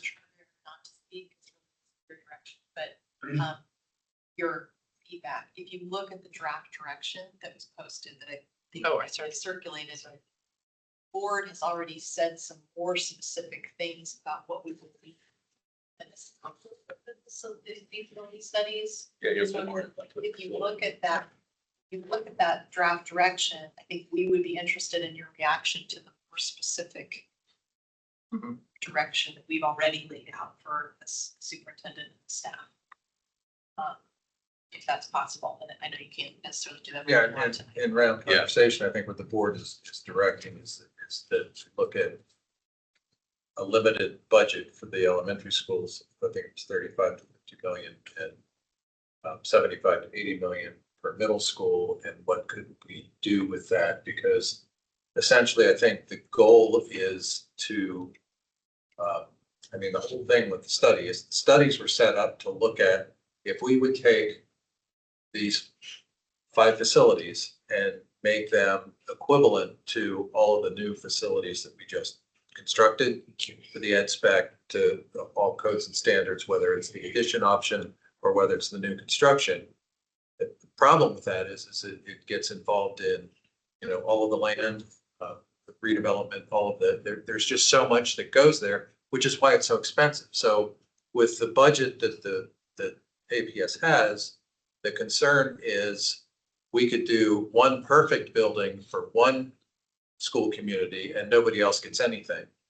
Or how do you look at all 5 of these and look at how do we solve the problems that were identified in the facility study at a more cost-effective way that gets things done, that provides what is needed in those 5 buildings for a more modest budget that may not be perfect, but solves the issues and or problems. And I think right now we're working with those firms and we're going to be providing additional information based on that direction already, that we're starting to look, because face it, feasibility study, that was the first step. That's right. And we did all of the research to find out what's wrong with the buildings, and we came up with the perfect solutions that were perfect in every way but budget. To build on what Jeff said, very well said, is the question of, for example, if you look at the draft CIP direction presented in October, see language that says something to the effect of the school board directs that the CIP include a budget of, I think it's 150 million for the 2 middle schools, right? Exactly what it says. So that's something that JFAC could talk about, like, does that seem appropriate? Or to what Jeff said, you guys say sink 150 million in just one of the schools, not the other. Like, those are the kinds of more specific things that we've laid out in the draft direction that you may have a gut reaction to of like, that doesn't sound right, or yeah, that sounds like a great discussion. Yes, thanks. Okay. So this paragraph, get through this expeditiously as we can, just talks about setting it up the stage. We've got reductions in enrollment projected, that some of these will reduce capacity. And then just, hey, as long as we are maintaining long-term flexibility, that's the most important thing. And then this last sentence is, we need safe, functional schools. We shouldn't delay these in any way, shape, or form as much to the max extent possible. To Mary's point, Ms. Guerrero's point, I think we need to add that in here, in this paragraph, unless there's objection. You or mean the comment. TJ and Swanson? Yes, specifically talk about the 150 million. Yeah, when you talk about two middle, it's TJ and Swanson, Yeah. right? And then what are the three elementary? They are, Barcroft? and Randolph. Because there's nothing in the CIP direction about Taylor, Barrett, and Barcroft, right? It's in the draft direction that the board did is where they actually. Section called major renovation elementary schools in the draft direction. Right, but they're not cited. They're not named specifically. Yes, that section is meant to do with those. So I wonder, are we making that too specific? Okay. From a standpoint of trying to match this to the draft CIP, or that we're giving feedback on the draft CIP, there's a mention specifically of two middle schools and their name, Thomas Jefferson and Swanson, but their name by name. Then the elementary school section is much more vague. And it says, based on current and projected enrollment at the elementary level, the school board finds that it would be inconsistent with major infrastructure needs of APS to prioritize elementary school renovation projects that add seat capacity. Yeah, I think that in the direction, we're not adding capacity. I think that Yeah. the board gave that direction. And I think in some cases, we're going to probably look at, can we reduce capacity? Yeah, so they talk about, yeah. For instance, you have non-regular classrooms that have the rooms with light and ventilation, which is one of the criteria that's looked at. You know, and you have the classrooms are on the interior. You know, if you can get rid of those programs that are in there and move classrooms to the outside, is there a way that without building anything, you could solve the deficiencies of the educational spaces and, you know, move forward and it actually solves the issue without a whole lot of dollars from a educational standpoint? Because the basis, the original study was solve all of the educational deficiencies. Now we're looking at the infrastructure, the safety, the accessibility, and then the educational deficiencies. So it says, the options for elementary schools drawn from the feasibility study. So it does say that, or this 2025-34 CIP is appropriate with a budget range of 35 to 50. So there's certainly there's not money there for a full reno of any elementary school. And I don't think it's needed, you know, that, don't quote me. This is a public meeting. Yeah, because looking at the long range planning too, there was like the FCI, which was different than the FCI that was on this. So I don't know why, but it says schools with a fair FCI rating in terms of deferred maintenance were Claremont, Gunston, Huffman, Boston, Jamestown, Jefferson, Montessori, Oak Ridge, Swanson, and Williamsburg was the only building to receive a 4 rating. So I thought that was interesting based on then what we saw in what schools were chosen to look at in the feasibility study. Feasibilities were for educational deficiencies, which were not, the FCA did not define them. That was physical condition. That's where it got fuzzy. I think the upshot words draft of the CIP direction.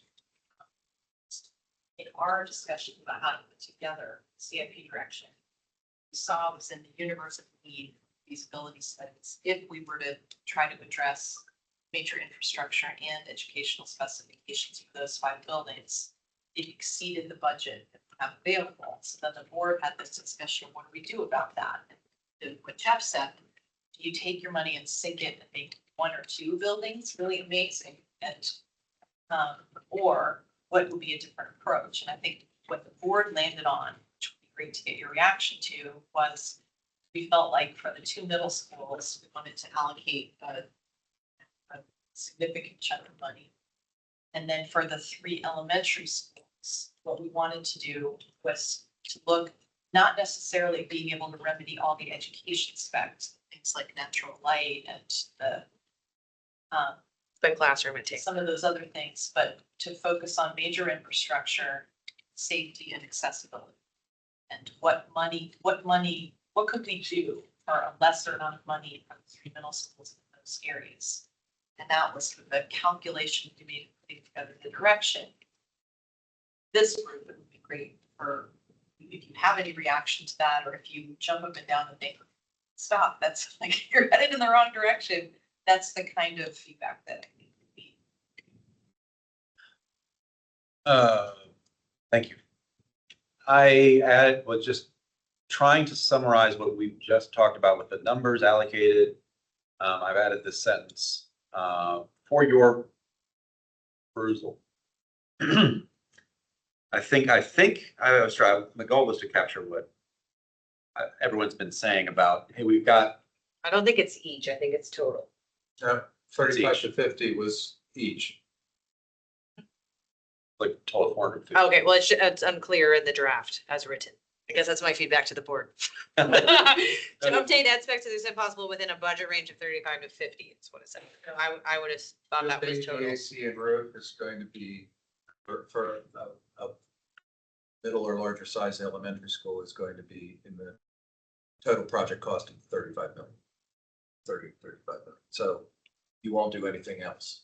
Now, we also are doing major infrastructure projects, which is also Separate budget. Yeah. I have a concern about mentioning only Thomas Jefferson in this. Yes, I started Swanson. I didn't know what to say though. I Um, said Swanson like 3 times. I think they have also been. I saw that. Okay, we went too fast over Swanson. I was like, all right, let's circle back. What do we need to say about? So Swanson? long-range planning shows that Williamsburg is worse with an FCI of 3.342, but then the feasibility study showed that Swanson was worse at 0.231 versus Williams. Swanson has, I think, more infrastructure concerns and fewer educational concerns. Thomas Jefferson has more educational concerns and fewer facility concerns. So perhaps we say that we just support the draft. Do we need to go this deep, or can we just say we support the draft CIP as written or as presented, In the draft. as proposed in the draft in October that presents recommendations for major renovation for both Thomas Jefferson and Swanson? Right. Well, We just say, saying is doing something at all 5 schools if it fits within the budget versus Yeah. doing 1 or 2 schools. I do, Like I said. I realize now I've been saying Williamsburg over and over again. In my brain, I translated that to Thomas Jefferson. But it is, Williamsburg was the only building to receive a poor rating with Yeah, but that FCI was infrastructure, and that is actually on the major infrastructure list to have work done. on the list. Like, do we have a budget for it? Yes. It's separately. Yeah, there's major infrastructure projects and then there's feasibility study. Okay, great. Yeah, If you look at the old CIP. it's accounted. Great, thank you. Yeah, I agree. We could make this paragraph a whole lot simpler. and- Yeah, I think it just Tell me. could say, I've got to try to say what we. I just think said. we could just say, I mean, we're giving a lot of background to the school board and I don't think they need it. So Well- I think we could just say, JFAC supports the current draft for the current CIP draft as presented in October for the middle school. I think it's important to name the 2 schools and to go into a little bit more detail. Okay. Jefferson's been totally lacking. I mean, it needed renovation and improvements when my kids went there, which was in the 90s and 2000s early. So I think it's shocking what's happened with that whole community center in the middle school, and that it's just been. I mean, there's no windows. It's the person who spoke earlier was right on in terms of what that school looks like. So anyway, that's my 2 cents. My concern, the way that this is written, if I'm like an average community member person reading this and I see the sentence Swanson also has more infrastructure concerns but fewer educational concerns, they're not gonna understand. Yeah, No, We're- I wouldn't get into those details. Yeah, I wouldn't. I know, think but I this would, doesn't come but you out. could, but one of the things that I was really focused on when I talked to Andy earlier, Jefferson's been bypassed for years, and maybe the same thing's true with Swanson. I have no idea. think So it is that's true. an easier thing to say. You don't have to get into whether it's infrastructure, whether it's, I mean, educational. You just say they've been bypassed. There's, they have not aged gracefully and they need some serious help. Could we say we also support the proposed renovation for Swanson, period? Oh, yeah, sure.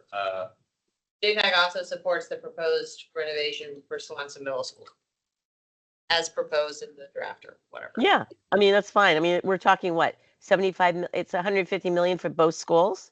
Yeah. So 75 million, I don't know, And yeah. This is a renovation of TJ, not a new build of TJ. 'Cause I know. I thought they were talking about building. I want to be very careful here, the 150, Natalie, to your point, that the school board's intention is not that that be split down the middle. What we Right. want is to say there's a pot of 150 for middle school renovation, and Well, the that's a staff, good based on their good- expertise, will figure out how to. Can we build a whole new school for that much money? It costs 95 to build. No, Yeah, that's a really good 2 and point. 3 showed additional duration and new build, and they were not anywhere near that number. So the point is we have to build whatever we have to. Yeah. I would say, based on my knowledge of the feasibility and the studies, you know, the square footage in the space is more there at Swanson and less there at Thomas Jefferson. So if I just had to say, without, you know, saying what we're doing, because we're looking at the study, but based on the deficiencies, I would say something will have to be built at Thomas Jefferson. Yeah. To provide the space that's missing. I mean, if you look at the studies, there is a page in the beginning that shows basically what is missing from the ed spec as far as square footage. And if you look at Swanson, you can pretty much get all of the building in there. You can only get 300 of the students in TJ. If you look at that section, you know, with the option 1 of those studies, it kind of tells you what square footage is missing. I asked Jeff if he was kidding. He said that within the existing footprint, if you brought it up to ed spec at Jefferson, that it would be 300. Yes. Well, Taylor, it was something similar. It was like a tiny percentage. If you did current ed specs. Okay, so then my concern is if it's not possible, well, how would we renovate existing TJ? Are we gonna have a swing space for a middle school? Like, how would we do this? And None of these are based on. We're going to be looking at it. Again, all of these costs have to include whatever swing space would be needed while you do it. And swing space is not necessarily a separate space over here or bringing in relocatables. It could be you build something, you move the kids into it, and then you renovate where they were. So that's the type of thing that you're going to look at when we look at a facility study, you know, and continue these studies that we started. Yeah, I mean, right. I mean, I remember my kids moving from Long Branch, but that was not something, we just went to Reed. We didn't go, nothing that was built. But I will say this for Jefferson, it's just it's so important to do something comprehensive because I think the last time anything was done there, I mean, it was when my youngest went, and it was it was better than nothing, but it was to add like I think 7 windows. I mean, it was really it was pitiful. So I think I mean the place is the famous it's been since what 72, 73, whenever it was built. Right. So, If you look at the facility study, you're going to see a document or information that was created when that building was built, and it wasn't built with walls. They basically, one of the things that was not built in that building are classrooms. It was just an open plan space for, I think, 400 students. It's like Taylor. And when you looked at how the building operated, it operated by time, not behind walls. So as you look at the beginning of the school day, you have educational spaces, but as the day went on, this same space that the kids used was being used by the community center. You know, and they kind of had access to the canteen of the community center. So that's in that document. If you go in there and look, you can see some of that information, and the history of a building also helps you think about what's missing from a building if you can look at that. And in simple terms, a classroom wing was never built. It was just common space. Right. Makes sense. It has walls put in it now, and the administration I now understand when we tried to do the security entrance and tried to flip the office to the other side, so it was at the front door. Right. There, we couldn't do it because there wasn't enough space. But the reason is, when you look at the plan of the 1970s, the administration area was where it currently is and the whole length of the building for the assistant principals and other things that were in there.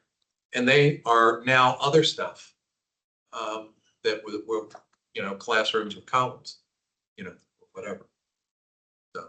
So this is what, based on all the things we've said, this starting here is what I've added. In the interest of trying to be efficient, I would ask you to read this. If you have suggestions to shorten it or clarify it, please tell me. But I think this captures all the things, including the last sentence. We support the current draft from the school board meeting in October. For the, I think we need to be specific that we support the current draft for the middle schools. Right. Actually, it says all 5 schools. Well, and we could say middle schools and elementary schools. I think, when you say major infrastructure, we also, some of this is just maintenance, right? So the major infrastructure there is a similar term, but different budget bucket for infrastructure repairs. I think we're trying to say here is the major thing, focus on the big things that need to be addressed for the safety and long-term utilization of the site. Should we add the word accessibility? Major infrastructure. Or safety, accessibility and. Yeah, accessibility should be in there. Yeah. I like that. But there are 3 pots for all that we're looking at. One is in the CIP is we do have MCMN, which is the maintenance thing. Which is right. Major maintenance major maintenance, minor construction. That is where a lot of the maintenance things like painting, carpet replacement, and those types of things. The major infrastructure is things like roofing and HVAC and new switch gear, and which is the electrical service if you're not familiar. So, and the CIP actually has major infrastructure. It used to actually be written as roofing and HVAC, but it was changed over the years to be major infrastructure so that it could be used for what was most needed at the time, so that we were not naming buildings. We did name buildings as we talked about the last CIP, but the problem is major infrastructure did not have enough dollars allotted to it to cover the escalation that has happened in the past 5 years, which is approximately, 150% of costs have increased. So a lot of what was thought about at that time, even 2 years ago, nobody was fully recognizing. Everybody, I think, thought prices were going to fall after the pandemic, and they didn't. So. Andy, just real quick, you said 5 schools, 2 middle and 3 elementary. You know that the major infrastructure projects, there's 5 schools, 3 elementaries and 2 middle. That's not including the TJ and Swanson. It is. No, because Dorothy Ham, middle school Ruth, there's 2 different things, right? One of them has 5 schools and one of them has 2 schools. No. Right? There's a major infrastructure bucket of money, and that's further up higher in the draft direction. Right. And it talks about like roof at Ham, roof at Williamsburg. Okay. You're looking at that list, that's a major infrastructure, like. HVAC and I understand that. Jamestown roof and HVAC, I think. Yeah, separately, there's another section of the draft direction that says major renovation. Right. Renovation can include some elements of infrastructure at those 5 schools, but it's not limited to infrastructure. Okay. So that I just- major renovation equals the 5 feasibility studies, which equals, The deep dive. the deep dive, which is Some part thereof. Swanson, TJ. TJ, Barrett, Randolph. Not quite so deep dive. Okay. So they're 2 different lists. Yeah, it doesn't list the Taylor in the and. draft. And there's separate pots of money. Okay, got it. Thank you for that. And I'm looking at the last JFAC recommendation. And they said they were concerned that adopting all of the superintendent's recommended CIP projects could leave APS with too little bonding capacity to fund urgently needed school renovations and other high priority projects. So we're not there yet. This is just guidance. Yeah, sure. But I'm wondering, looking at the amount we're talking about, and already we've discussed that it's gonna cost more. I don't know how we do Swanson and TJ in $150 million bucket. So I think, It's not all happening at one time. It's over 10 years. Yeah. Spread out. right, but our bonding, I mean, we're kind of limited, right? I think hang on, I made a note. It was, according to that, we can do 25 million from fiscal year 26 to 32 in our bonding capacity, right? We can only add by 25 million, I believe. It's 100 million every 2 years. Yeah. Is the max. Whether the board wants to go that direction or not, I'm not. Well, that would be what was committed. So, you know, when you look at our last CIP Yep. adopted, it goes through 20 to 30. I think that's where I caught this from. Yeah. And so beyond that, now in this CIP is an additional 2-year minimum, right? We're spreading out for an additional 2 years, which could be another bond that you could add in sort of off in the distance, right? Which could be somewhere in the neighborhood of $100 million. So the 20 one way to think In about the it old is- CIP I have right in front of me, the 2026 referendum could be $100 million. The 2028 could be $100 million. The 2030 could be $100 million, and the 2032. And they were just placeholders. That doesn't mean the board will, at that time, say that amount. It'll- Jeff, what was the amount we put in for the feasibility study? Like, we had a placeholder amount for the 5 schools last CIP. We had study existing facilities. It was $4 million total. But didn't we have in the out years, didn't we have something about the money for actually renovating the schools? Yeah, that was up in division-wide improvement in existing facilities. You have major infrastructure as a line item, public address systems, keyboard, whatever. Long-range implementation, execution plan of facilities. That's what. And then we had in 27, 300,000, Yes. 300 million. 300 million over 10 years is what was for the So facilities. 300 million, think of those 5 schools, the major renovation feasibility study. There's 300 million that's already in the CIP today. There's a possibility of another bond at the tail end that could be another 100 million.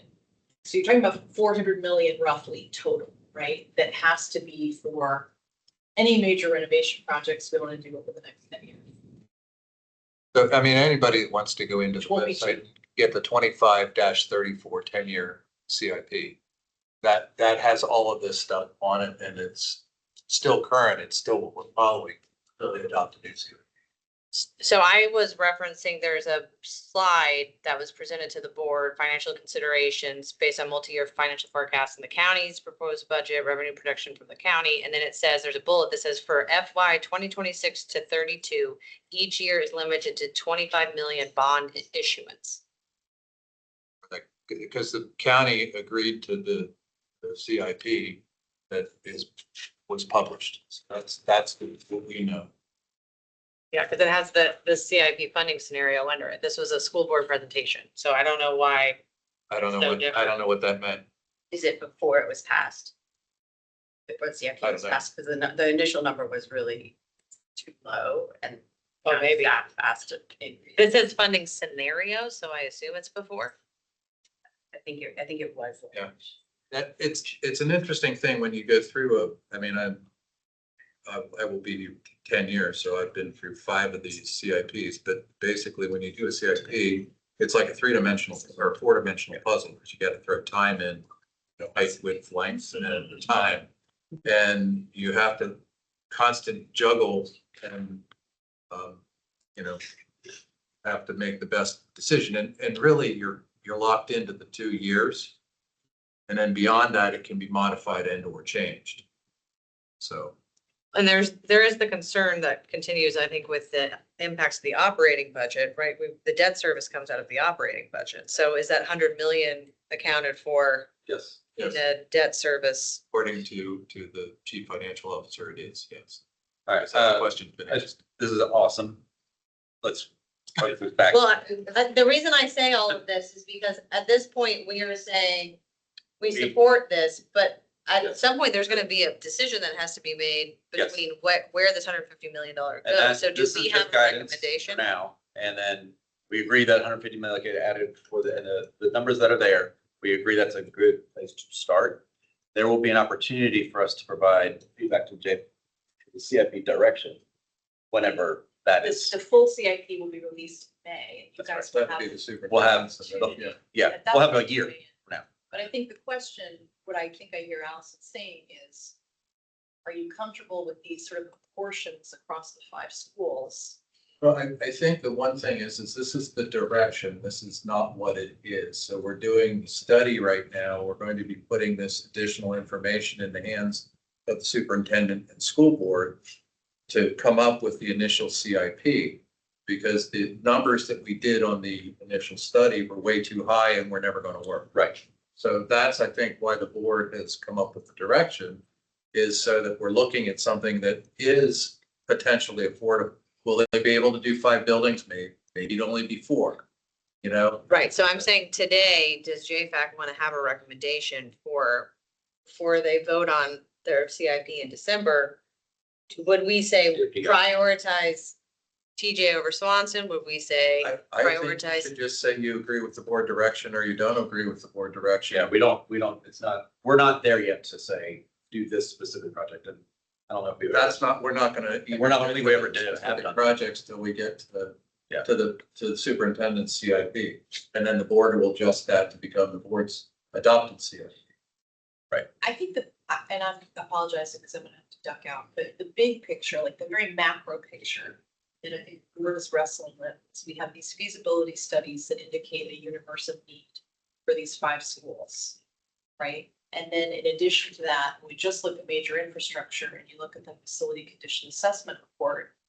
There's a universe of need over a decade of work there that's in the neighborhood of 600 million in today's dollars. If you wanted to do all the major infrastructure work across all of our schools. Just touching major infrastructure is like 600 million, which could eat up a whole CIP. Wanting to do renovation on top of that is hundreds of millions. Like something's got to give. Right. I think that the macro question the board is wrestling with is how to do that. And I think that's part of why the last part of that direction you see is recommendation to the finance team of we may need to look at different ways to finance capital improvement above and beyond bond sales. So there's also a section about the financing of this at the end of that draft direction. But macro level, that's what we're trying to wrestle to the ground. So. Thank you very much for all your attention to that thing, Jeff. Thank you. Okay, so JFAC. This paragraph is what we've discussed and I've tried to type during it. What is your thoughts? So the last 2 sentences are somewhat repetitious. They're repetitious. Yeah, I don't think you need the JFAC agree sentence. Yeah, one or the other you can take out, I think. I think the last one's written. I think the last one's better too, right? Yeah. Okay, boom, JFAC. All right, shall we continue? Just trying to keep us moving. Right, so then since you changed that, like the beginning of the next paragraph, that this is emblematic, is it? Yeah, I'm not sure we need to say this anymore. I said it before. We can say this. I don't know if we need this sentence. Because we've kind of said it already. Yeah. ABS not going to have to balance county needs while tackling the needs of ABS in an era of rapidly increasing construction costs and revenue. That might fit somewhere else. I'm going to highlight this sentence. If there's a spot that it fits later, we'll move it, or we can consider getting rid of it. Okay, moving on.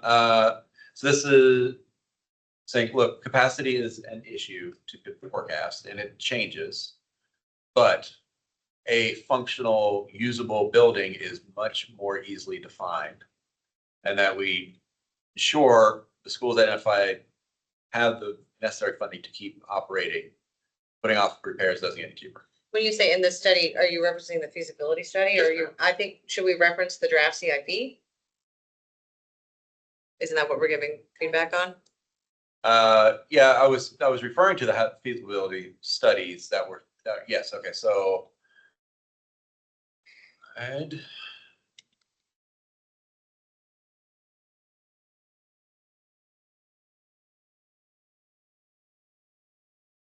How's that? Yeah. Okay. All right. Moving on to this section. A lot of history, sure. I know we probably don't need to say all this based on what we've been talking about. The intent of this paragraph is to remind us, the board, the JFAC, that this is not a new situation. This was a building that was slated for demolition, and we're on our third iteration of the CIP to figure out what to do with MPSA. We have, I verified with Kathleen on our call the other day that lots of options were considered. Sequencing was the one thing that was not considered. And there is a lot of just very disruptive alternatives that we can certainly discuss, but it is my belief that it is not JFAC should not recommend closing a neighborhood school, which essentially, if we do vary from this plan that was created with LPRC, the BLPC, and the South Arlington Working Group at all, and has been looked at, we may, it's not a good alternative. But that's what the first paragraph sets up. The second one flatly states moving MPSA to a neighborhood school is not what we should pursue because mainly you're going to have a cost to move them. There are 2 schools that I've found, there may be others that MPSA could move into in the central Arlington area that have space for 7 primary classrooms. This is not an area of the county that has, or schools that have that excess capacity, and we also have a lot of wiggle room if we repurpose the neighborhood school. They leave building. Yeah, right. Certainly a possibility, but that's way more expensive than renovating. I agree. If I could wave a magic wand for 45 million or whatever it's approved in the last CFP, move it to Lead Center at that cost, but that is I think Jeff said 300 million to build a new school at TJ, or probably a little less than that, but for elementary school, but yeah, it's a lot more than 45 million. So having settled that, the intent, I open it to the floor for discussion.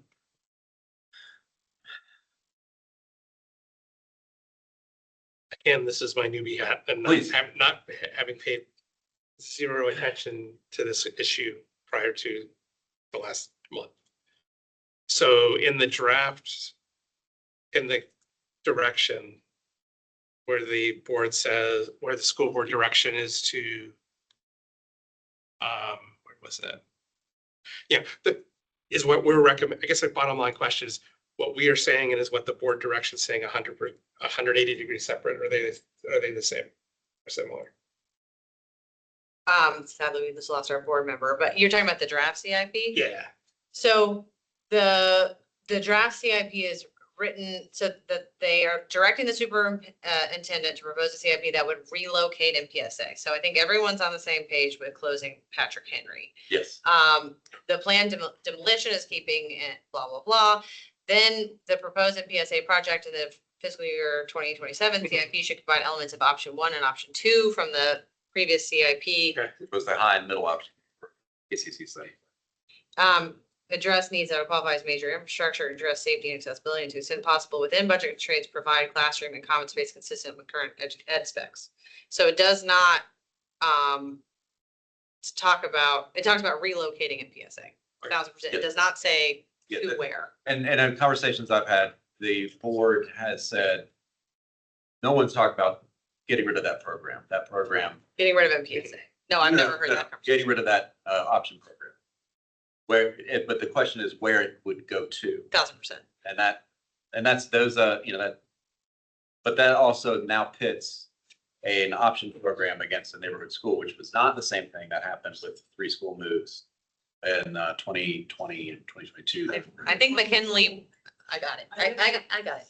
I think McKinley would disagree with that statement and a Okay, pretty strong. I certainly would love to. Mary was president of the PTA at the time, and I think she would get, there's historical context. I think that's missing from that But statement. that school's continue to exist somewhere, right? It moved to Cardinal and with some changes of who was at that school, some planning. Sure, planning unit. factors went different places. Yeah, looking back at the JFAC recommendation from 2023, it says if the plan renovation for the Legacy Career Center moves forward, JFAC recommends that APS design the facility to consist of flexible and easily adapted spaces.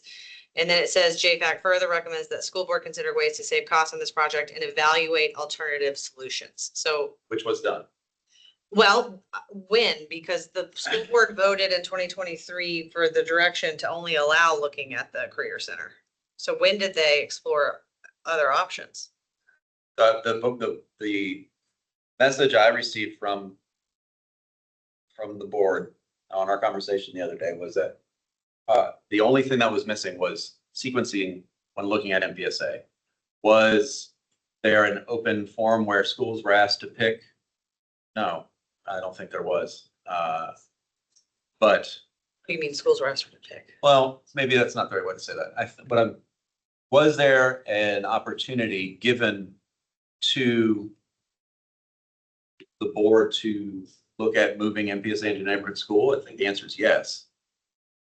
No, not according to the CIP direction given from the board. I mean, I think we heard tonight how they interpret direction from, Yeah. like, they were saying, we were told to do these three things, and that's what we did. Right. I think that's what our SciPac staff did too. So are you suggesting that JFAC recommends to the board to close a neighborhood school? I am, Because that is the only, there's no No, other no, choice. I think we pointed out the choice is that the CIP direction just says relocation. It doesn't say close a neighborhood school. It doesn't say locate to career center. It just says relocate it. Okay, right. So it leaves it open. It does, but we also have discussed the numbers for fixing existing schools, and that the high cost of building new throws that option off the table for MPSA. Would you agree? That MPSA there's not a site that exists currently where MPSA could move to in a new building. Didn't do.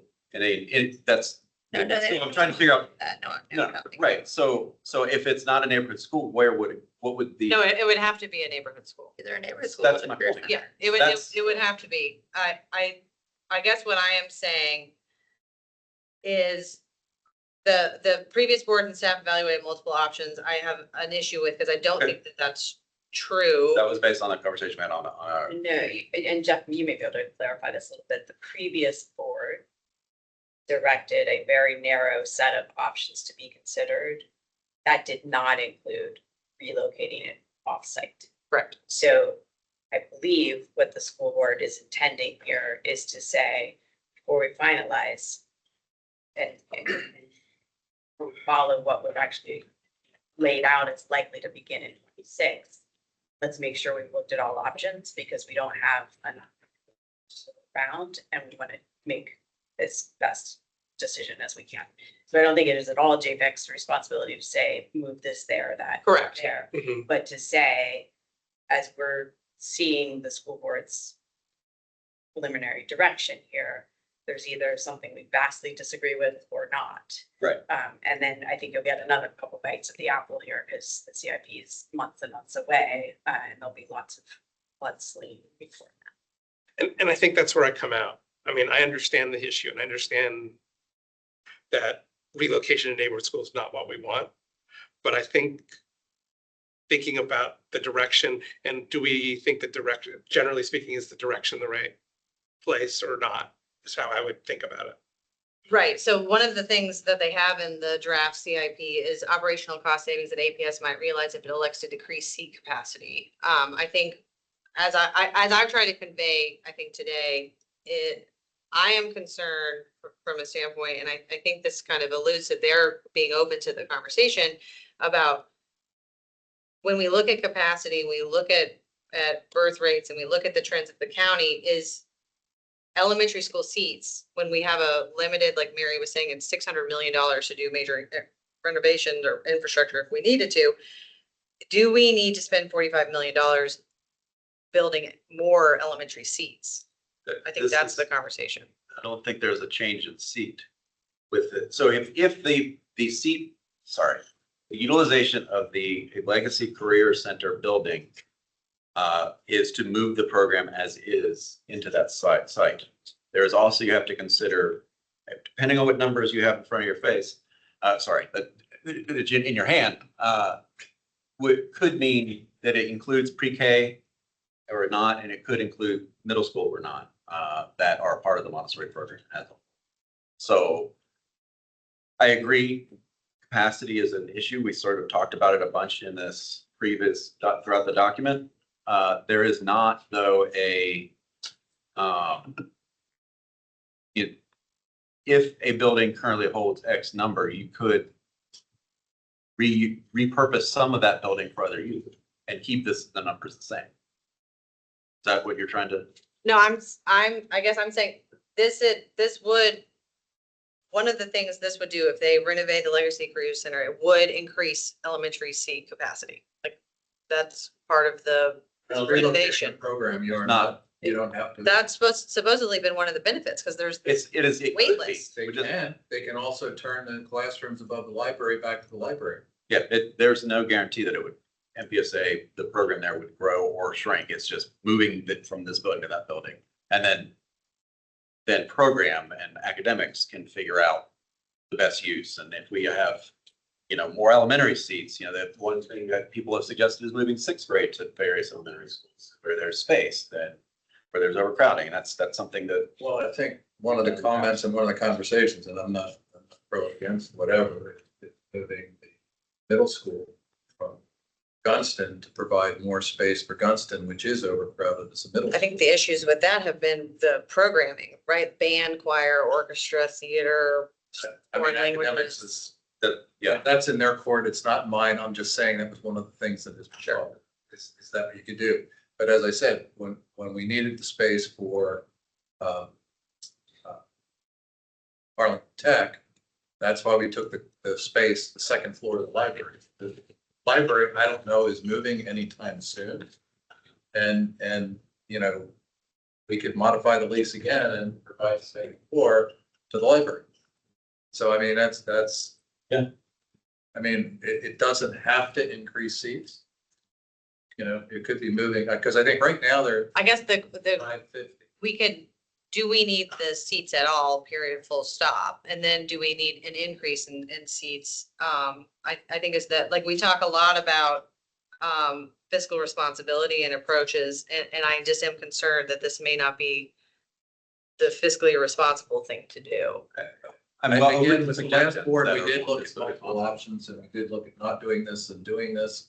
And they came to the conclusion it was the most, well, word has changed. Who's they? Who is they came to the conclusion because they were only. The school board. The school board directed.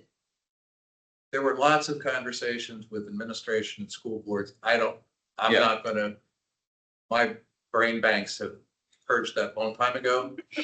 So I'd have to go back and read all of but I can tell you, I was all over the place prior to the last CIP, trying to come up with options, look at costs. Right, you guys did that swing space project, right? And because potentially we're under enrolled. This was I think 2023 report, and they figured out exactly where people would move and who would move where and who's walkable and all that kind of stuff. I mean, staff have certainly been evaluating that. I think it's specifically the Montessori move. They were directed to only explore one option.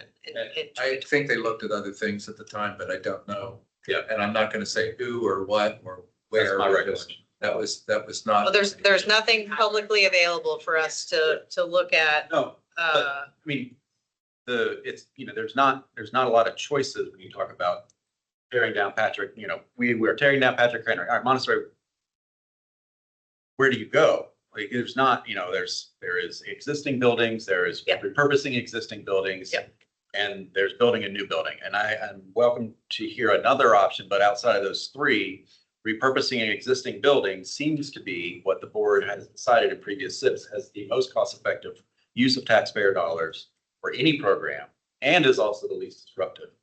Also in this paragraph, or this section, I think, or maybe the next, I talk about, or we talk about, I drafted it, so yeah, but it's for our review. Like, I want this to be our document, not my document. If we have excess capacity, there needs to be part of it, a look at the school zones. So that's Oh, 1,000%. There would have to be a full boundary. right, and we're not doing that right now. So like it's it would have been. This would trigger that. That would for sure be the domino. But what is the we still need to do that. It's been a long time. Yeah. Yeah. Pre-COVID, I think, And I had that in. or in COVID. We got rezoned during COVID. I guess to the point, like in the public comment earlier, I do have to, I think I align with the comments of if we have these county-wide programs that are unique and rare and kind of a jewel of Arlington, that we have these option schools, ATS and Campbell and Claremont and Key. And it seems to me from a strategy standpoint that if we're going to have a lever to pull or a tool in our toolbox, that the location of option schools is one of those tools, which is why, we moved ATS, we moved Key, and the data, ATS moved further north. They did not lose, their capacity is the same. And Key actually is showing at like 125% capacity because a lot of people said they wouldn't follow Key and they did. So Key is over enrolled. So I think from a standpoint of like worrying about potentially moving with the option school is to me, maybe not maybe it hasn't borne out in reality. Okay. So I said earlier, there's two in Central Arlington that could, with minimal cost. I meant that intentionally. Any other school will have a significant cost just to house the same 7 primary classrooms, which require, facilities for 3 and 4-year-olds. And we have that data on what it costs to build them. And I don't have the specifics off the top of my head, but it is not free to move an option program in one place it's not free to move MPSA with primary classrooms to another school that would need some type of modernization. Yeah, I don't think anyone's suggesting they stay at Patrick Henry. No. I'm saying any other. What are you saying? It's not cost neutral? It's not cost neutral. Oh, yeah, I'm not arguing it's cost neutral, but it's potentially less than 45 million, I think is. I think, that's true, but now you're also talking about repurposing that neighborhood school into an option program.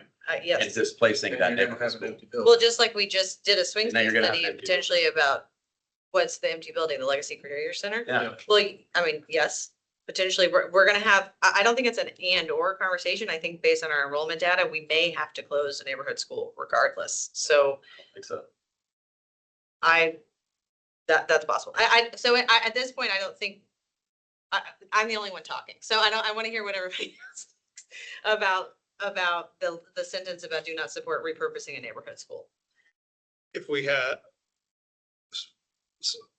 if the space exists in a neighborhood school. Yeah.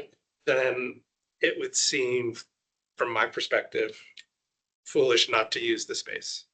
I mean, I recognize the swing study that Nottingham wasn't ideal for a bunch of reasons. Nottingham wasn't ideal for the swing For the space? space, or was it from perception? I mean, the perception was the ideal one. But if you had a school like Nottingham, which is, I think from the data, has low capacity, has issues because it's for location wise to where the population, it's so far North Arlington separated from anything. But if you had a neighborhood school with space and you have limited resources, I think it makes perfect sense to relocate into the space. Are you talking about closing the neighborhood school or are you talking Yeah, about? you'd have to. You'd have to. Yeah.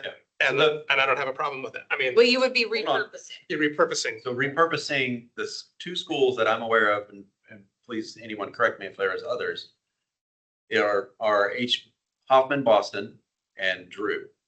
Those are the 2 schools that have And enough. can I suggest like that it will be the school board's decision Yeah. of boundaries? Yeah, and I think that's, probably I think we're getting out over like, we don't have to pick the No, I don't want us to relocation. either. I'm not suggesting Yeah. that we recommend those schools or any other school, but like that, John, I mean, there are schools there that meet that definition.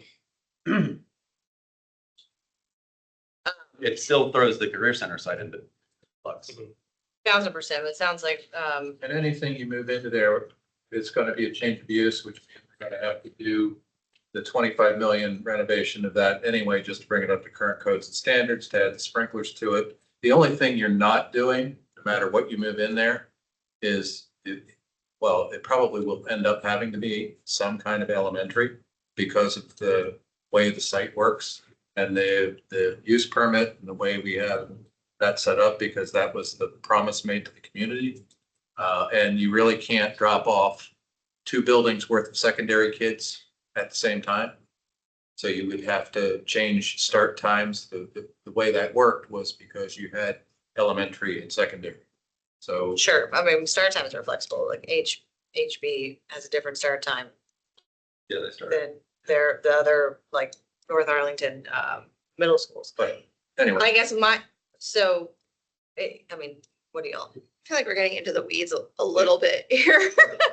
And maybe, I don't know that we need to say, I don't know that we need to make it, we want to look at the career center, or we want to look at the closing elementary school. I think we want to say, you know, we want to look at all options. We don't want to close off the career center as an option, because it does sound like the numbers, I don't know, like we Are have to you look. saying if a more cost-effective option, you know? I you're mean, open we to a could more go with, cost-effective option yeah, we could go. due to the, population in elementary schools? I mean, yeah, we could say, yes, we don't have to say an exact plan. Yeah. Because it doesn't sound like we're gonna all come to a consensus on an exact plan tonight. Because we could save the school board a lot of time and grief. We could come up with. But I think one of the things that is an issue, that's we're running out of time with the Henry building. Yeah, We're gonna have to put, we need to put MPSA we're somewhere. gonna have to put. This needs to be decided. It has to be done. And Stay there much longer than we're currently projected. Because that building should have been offline in 2019. yeah, I mean, I don't want to lose a school APS to lose a building. So I would be, it sounds like it would cost money no matter what we do with the career center. Yeah. So I would be perfectly happy for them to be there, for MPSA to move just across the parking lot. But I guess I wanted to, maybe I need to look at it more, or maybe, so I think that's still in the, in the. Sounds like the last CFP.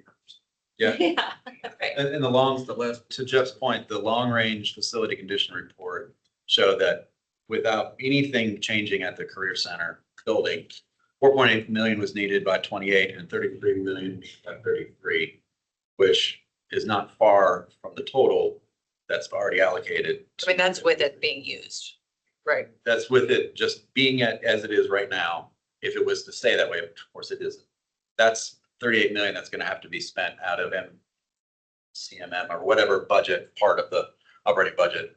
So that there is money there that's going to have to be spent at that building. To be clear on my views on this, I think it possibly maybe the exact right thing to do is to put the CA at the career center. My concern is that this goes pretty far in one direction versus looking at the previous ones where said, like, we recommend the school board consider ways to cost money and evaluate all solutions or whatever. So if I had my druthers, I think I would cut everything from this is now the third CIP and the whole entire second paragraph, and I would keep the third or the last paragraph, because we do recommend they tear down nobody is recommending they stay at Pat Henry.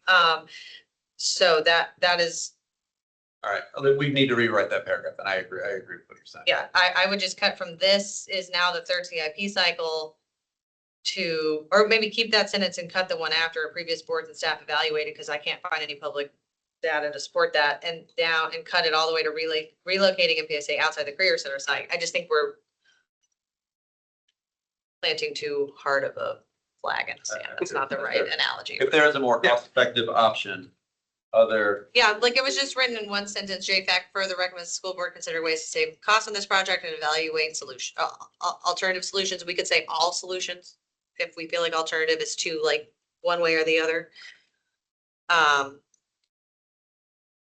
That's, And it is, I mean, if they can pull middle school students there, I mean, it is, I mean, we don't know whether or not that's gonna be possible, but with the, high school there and there could be a possibility of yeah, absolutely. This could having, be the right, of having a good mix that helps the county and supports our students potentially. I mean, yeah. Allison, I just want to make sure where this is the part where, I would cut previous boards. You can keep that this is their CIP. That's probably true. Okay. I mean, that is true, not probably. Previous boards, I would cut that. all right.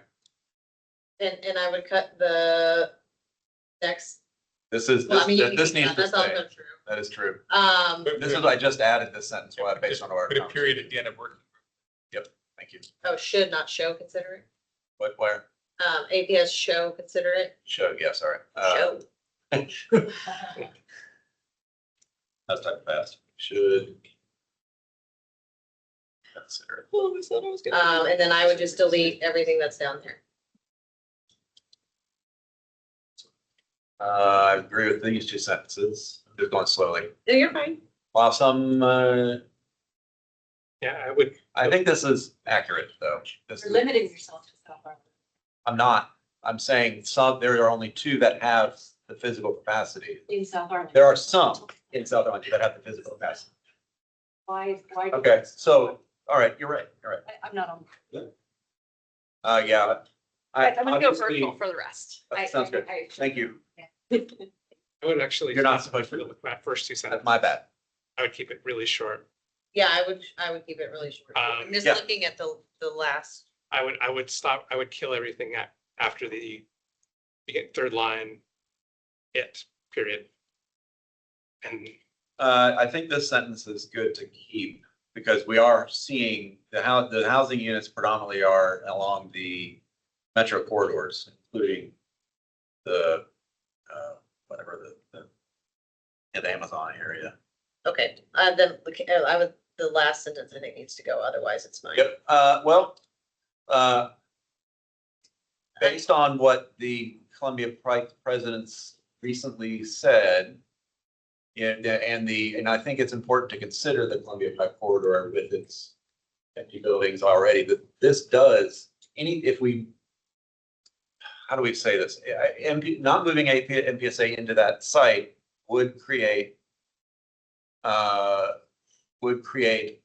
it would disrupt existing programs. You mean?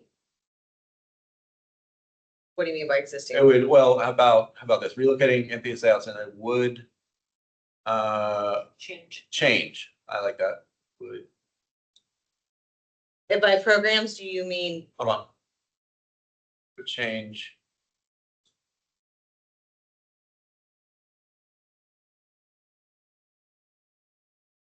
Is this more palatable? Change. Because we have. Sure, that's true. Yeah, there is, as a former neighbor to this site and involved in the discussions of trying to make it a neighborhood high school back in the day, like, yeah, there was a lot of community engagement that was done well. And this would change that. Oh, that's me, sorry. Oh. I've got the mouse. All right, Much power. and then that, yeah. Mhm. All right, how's this? What was the very last sentence? That's the one we said didn't need to change. That's Okay. right down to. Sure. Yeah, and I'll fix the spacing. Yeah, let me second this. Waiting for a footnote.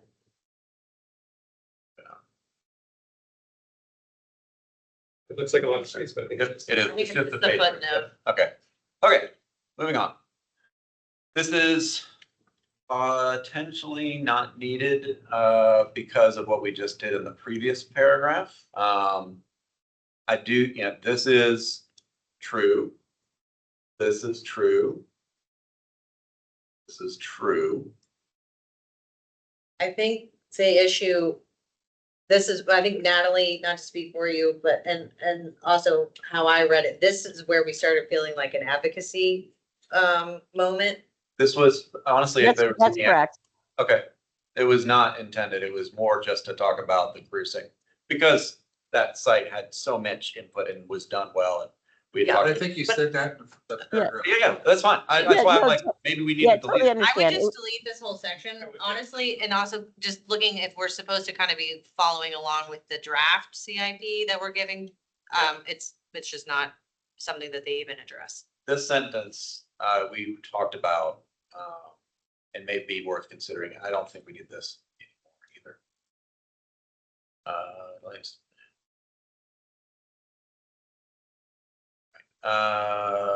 Do you see any value in the potential of what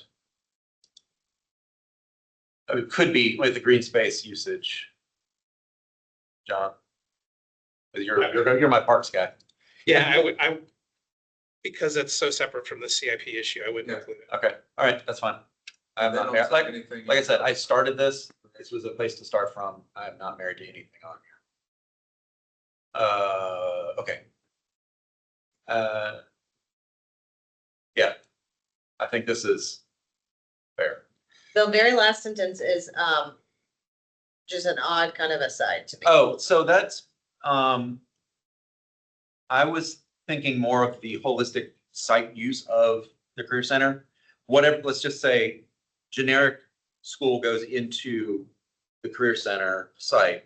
Generic school should have a functioning gym and stage because that also benefits the community, just like the previous paragraph talked a lot about the field space or green space, you know, yeah. Yeah, or Or a pool, yeah. I guess I just feel like this is too specific. I don't think you need it.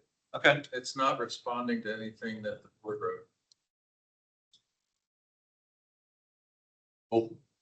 How does, I think there's an extra space after the F, if seats. yes, you're right. Also happy to give proxy for technical errors and draft. if we need yeah. to, or like we do in All right. Commerce. Fix the type. Is this palatable? This whole section on Patrick Henry, let's call it, so the career center site.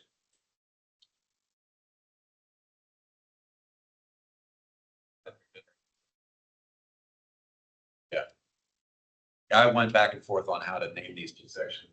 I'm really glad that we needed one. It just makes it a lot cleaner. Okay. Great. Awesome. Now, fun. Recommendations. This is probably, this should reflect what we've already said. And it's good. All these, some of these should change. I tried to keep them generic and broad. I don't know if I succeeded or not, but you know, years of growth, being functional and safe. Renovations should focus on long range viability within available resources. I think that sentence, that paragraph is okay. Maintaining existing assets should be a priority. Can we add accessible again? I'm sorry. Yeah, oh, yeah. To all buildings remain functional, accessible and safe. Where? On the second I got it. sentence, Functional, safe. functional, comma, accessible and safe. I just think that, I No. know that's been a kind of ongoing concern with Thank some you. of our. Oh, that's awesome.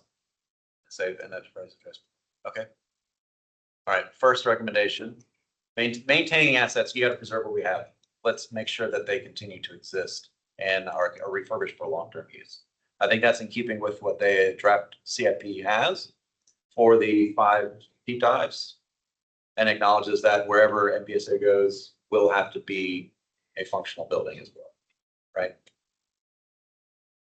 But not stated specifically for those 6 school programs, okay?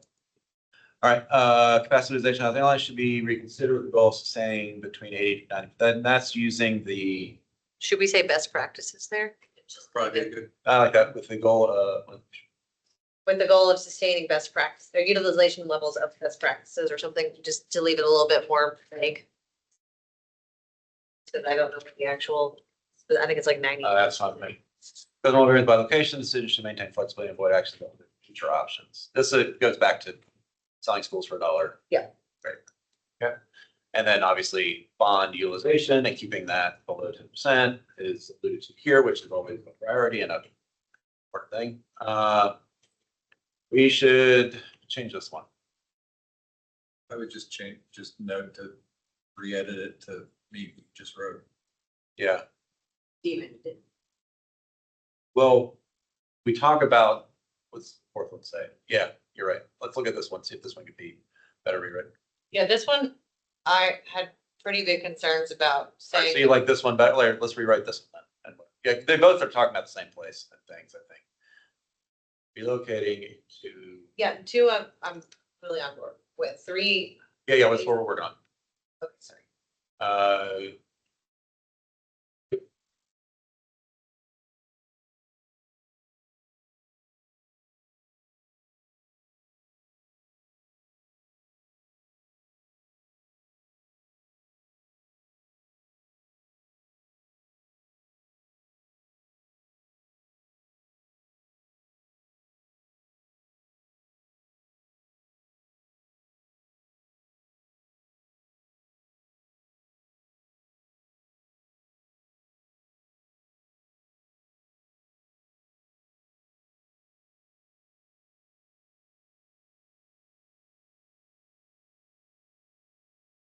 What do you think?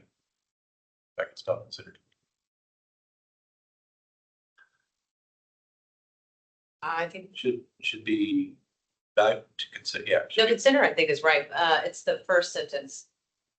Well, okay, for career center site remains, I mean, it does. I mean, doing anything with MPSA is gonna incur costs, whether it's building, moving, like. it's- Relocating MPSA into any legacy building will incur a cost. And Yeah, then- that's true. Also, Yeah. right, but first sentence, you career center plan, right? The most appropriate and well-balanced solution for what? For MPSA? No, for this site. For the, okay. Yeah, there is a plan that's been debated a lot among various groups for a long time. And I'm not saying anything about MPSA in that sentence. I'm just saying the site plan, removing Patrick Henry, creating green space, using the legacy career center is a well-balanced solution. Okay, well, I'm just And saying, then, I would just say then the career site plan remains appropriate and well-balanced. Because yeah, when I see solution, I have solution for what? yeah, appropriate and well-balanced. Oh, that's great. Yeah. And the site plan is the Patrick Henry building? Just, yeah, we're just saying Grace Hopper exists. Patrick Henry gets torn down, keep the 2,750 students. That was previously stated, or that's the site plan. We're not saying anything about the legacy career building, or sorry, we're not saying anything about the legacy ACC building having to have MPSA in it. Oh, maybe we need a new section then. Okay. But no, yeah, let's make that the fourth. I think you don't need the word A. Here's center site plan remains. Okay. What you're saying? Yes. Do we, that, I love it. All right. I don't even want to talk about this. We're gonna be getting rid of this one. Well, like we do. I mean, all of this is, Well, yeah, that's kind of in the first, when you highlighted it in the first sentence already, first bullet point already. So, Which one? Oh, up here, this one. yeah. Maintaining. Yeah. Yeah, because you're already covered. Yeah, you're right. That's. All our school community violence. What's nobody will forget. Do we want to talk I about? think brevity is a good thing. I- The board has to read a lot of things. Listen, I wrote like 8-page document and I've edited it down several times. That's why a lot of this is, it's probably a little wonky sounding because Yeah, anyway. I would say it's really helpful as a board member who does get like thousands of pages before these meetings and Oh, yeah. loses eyesight. That at the top, you put like a couple bullet, kind of a bottom line up front, Okay. summary. So maybe move And this if to that can the, also help, with your final edits, just to make sure you hit the. Yeah. things. That's easier to read. So let me, yes, let's focus on 5 capacity. Do we want to talk about capacity and all this? I think you've already done I it. think we've done it too. Unless there's objection, I'm going to delete this. Yeah, I think we've covered it. Less things. yeah, so then you could say, like, you could just put the bullet points up, or the numbered points up front and say, We recommend, and then, here's our, And here's here's why. our reasoning. Yeah, so I will, so we do have a time limit on this. This section, honestly, I took on very, very closely to what we concluded in the last CIP direction from JFAC.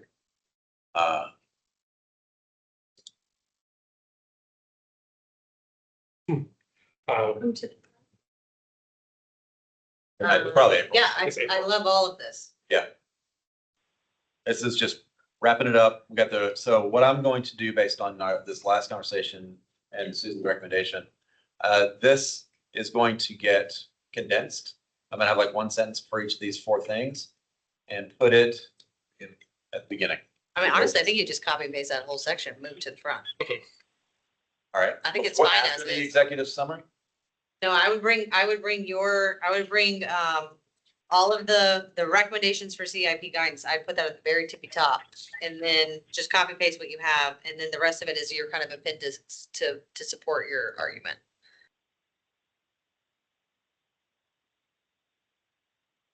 Or add a transition sentence, drop and paste them, and then a transition sentence. We do this because. Well, he has that. There. JFAC mission is supportive. Perfect. I would just move it ahead of the executive summary and then it's good to go. I love that. Board members, just read that and move on. They better not. That's okay. Just more board members. All right. Go get to the recommendations, what you're saying. And then it'll reinforce. This is awesome. All right, so maintaining assets. You need to studying best practices for capacity. Career center site plan remains inappropriate. Site plan remains appropriate, well balanced. Relocating MPC into any legacy building will incur a cost, and the most cost-effective option for long-term use home frame position will be considered. This aligns.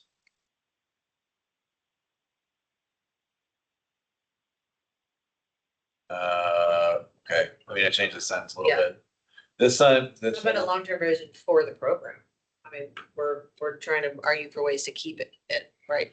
yes.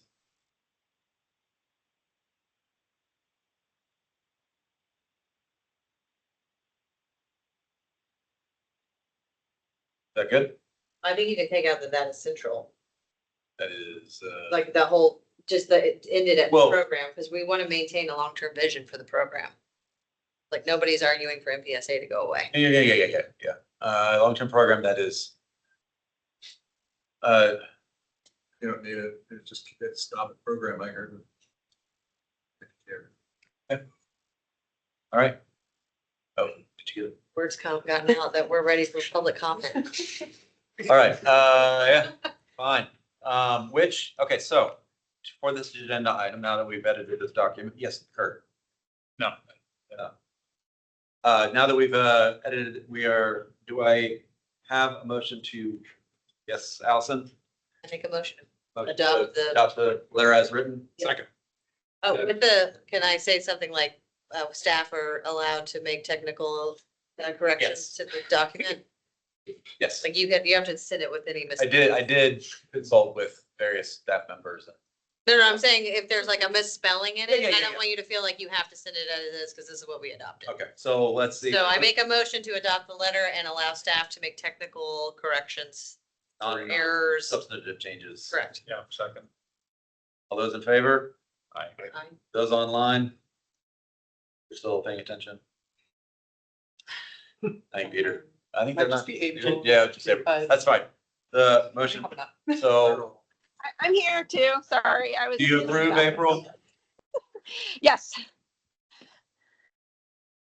All right, And I can't we spell still this. have one person online who would like to speak, so appreciate them All being right. with us. All right, so Maybe this some has others been too. accepted and I will print out and put it in PDF, make sure it doesn't have any errors and send it to the school board through staff. We are now at the last agenda item, which is public comment. So Katrina indicated in the chat that she'd like to speak, and then if anybody else would like to, just raise your hand or put it in the chat. Hi, can you hear me? Yes. Okay. Sorry, I'm driving to Norfolk. So my name is Katrina Ting-Titsamaran, and I am an APS graduate. I attended Patrick Henry Elementary School when the building was gray. I attended Jefferson Middle School and Wakefield High School. 22 years ago, I joined the staff of Thomas Jefferson Middle School right out of college. And early in my career, I was on the TJMS BLPC from about 2006 to 2008. I do not envy the work that JFAC has to do and the decisions that have to be made by the APS school board and the county board, given the budget constraints. And I appreciate all the work that you're doing. When I was on the BLPC, we looked at, I still have all of my notes, and we had a school capacity of 812 and a school projected school enrollment from 2006 to 2012 of 524 to 562 students. As you've heard from many speakers, we have almost 1,100 students now. We have students in functional life skills, interlude, a deaf and hard of hearing program, autism program, 40% EL. That requires assistance and co-teachers and just more space than we have. We have 600 more people than we in that building than we did at the time. To fit these students, we have divided the building in smaller and smaller chunks to just fit in all the requirements without substantially adding to the building. Really, the only thing we've added is the vestibule last year. I am concerned about some of the impressions that I heard that the concerns about the Jefferson building are primarily instructional, and I would ask you to revisit the TJMS feasibility study, even the abbreviated study that is 146 pages long. You just have to look at the last 6 pages, which lists that there are dangerous materials throughout the building. There are issues with the hot water, plumbing, electrical systems that are at the end of their life, and some of them are borderline dangerous. In the FCA does not have a red stoplight for Jefferson sprinklers because they didn't have to assess them because they don't exist. We do not have a fire sprinkler system. So I really want to make sure that you know that while we do have significant instructional needs, we also have infrastructure and facility condition needs that if you look at some of the other feasibility studies, our concerns are equal to or greater than many of those. And lastly, when I was in the BLPC, one of the things that really, Excuse me, was that time? that's 2 minutes. Sorry. Thank Okay, you. Thank you. Thank you. Can I start? Hi, good evening. Can I start? Yes. Can you introduce yourself? Sure. Hi, my name is Vidisha Parasram. I serve on the Penrith Neighborhood Association Executive Committee as the Education Chair, but I'm also a parent of kids who went through MPSA.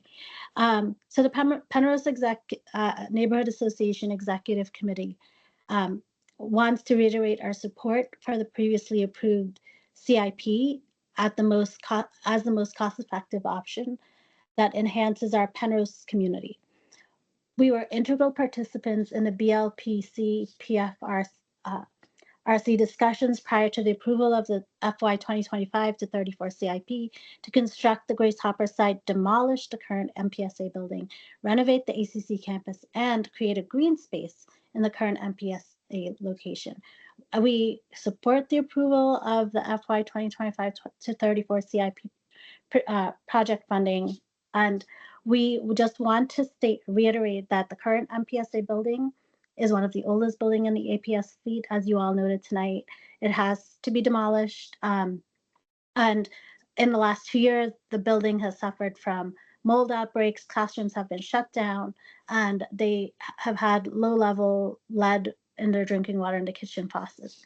The CIP is the most cost-effective option as it reinvests the already voter-approved $45.47 million to the MPSA move to the legacy ACC building. If APS delays this move, the cost increases an estimated 3% annually, so it'll just keep getting more expensive if we keep delaying this plan. And most 76% of the current MPSA students come from South Arlington. It is an economically diverse population of people, and moving small children to another school and busing them without considering the transportation costs will only incur more cost in potentially moving MPSA to some other school. And So the most sensible option. Thank you. That's Thank you. time. Thank you. Thank you. Thank you. Michael? Yeah. Hi, everybody. Can you hear me and see me? I appreciate your appreciate you taking my comments. So I am Michael Bruno. I'm with the Facilities Advisory Committee, actually, and I think our usual liaison, Cynthia, couldn't make it tonight. So I was just trying to take notes, bring it back to our committee is having a meeting next Tuesday or so, November 24th. So a couple of things that, though, I did want to point out. So we have overlapping jurisdictions here, and I don't want to get off in the weeds on that. But one of the things we've been learning about are both the program use of the buildings, all of the school buildings that we look at, as well as the additional costs. And I just want to extend an invitation as a FAC member. If you all want to come see the school buildings and how they're used, we're trying to do our meetings each month in one of these school buildings, whether it's a feasibility study building or something else. But you can come see them directly. And a couple of things have really stuck out with us. It's like we haven't been to one of these buildings where they're not using hallways and closets and trailers for every use. And it's logical if you think about it as a principal. If you're not using every corner of your building for your school, you're not doing it right. And they do it right in every one of these buildings. So the program capacity use and the design use are two entirely different data sets, and we're trying to appreciate the difference between those two things. The other thing I want to say that from our point of view on FAC, the sensitivity is also to additional costs. So, we can talk about moving schools and moving kids and doing new boundary redrawing and things like that. But there are other things that come up like busing costs and the maintenance of a building that has to be done anyway. Like at the Career Center, you're going to spend almost close to $5 million just to replace the elevators, I think, and the exterior walls and windows and doors just over the next couple of years, no matter who uses that building. And if you don't use that building, the additional costs of delaying things is like 10% a year now because of cost escalation. So we're trying to keep those things in mind when we look at how to best recommend the use of those things. And again, I just extend an open invitation. Y'all want to come to our meetings and come tour the buildings, it could be worthwhile for both of us to just sort of laser our eyes on it. Michael, when is your next meeting and where is it? So the next one is November 24th at Swanson. Right now, we're kind of making it up every month as we go along. We were at Randolph, we've been to Barrett, those kind of things. Always a tour from 6 to 6:30. Yeah, right. thank you. Meeting at 6:30. I like that. Thank you. Do we have a official like back liaison that's always at the meeting? It's usually, yeah. He's setting in for Cynthia. Oh, okay, so not public comment. Well, right, exactly. No, That's why- I that's why we don't know paused. how you want to classify it. I was coming as No, I public just- comment, but Yeah, no, I just didn't want you to feel like you had to say everything in 2 minutes. We stopped the timer Yeah. to let you go until you finish your thought, because I was sorry. like, because he's back. Yeah. You all have amazing fortitude. Like we cut this off at 2 hours. I don't know how you go this long. Well, Big meeting. the big meeting, and we can't meet later on this one, like the time the board meets, they're gonna vote on this stuff, so we want to be able to provide something. So but yes, to your point, Michael, and to everyone in this room and online, thank you so much for your time. I know it's precious. I have a feeling we're gonna run long before I cancel September's meeting. This is these meetings should have discussions like we've had, and I value everyone's feedback and input. My ideas are a idea, not the idea. And I thank Allison and John and April and Kurt and Natalie and Peter for your comments. We are better together, and I look forward to working with all of you as we go throughout this process for both CIPs. Well, thanks for creating a draft for us to shoot at. If that's never fun, that's and live typing. If there's any further comments, we'll adjourn the meeting officially and stop recording. I would just say, I think you guys might hit this earlier, but the the one page for the school CIP and the one page for the county CIP are worth like printing out big. Oh, like that, he had the. Yeah, you want to keep those and like refer back to them, and Yeah. as you serve on JFAC, they do, it's a 10-year, it's really a 2-year plan with an 8-year wish list, right? So we're only approving 2 years at a I time. mean, we do them every 2 to try to accommodate enrollment changes and things like that. Yeah, and bond issuances, and so you'll see, if you go back a couple sessions, you'll see what moves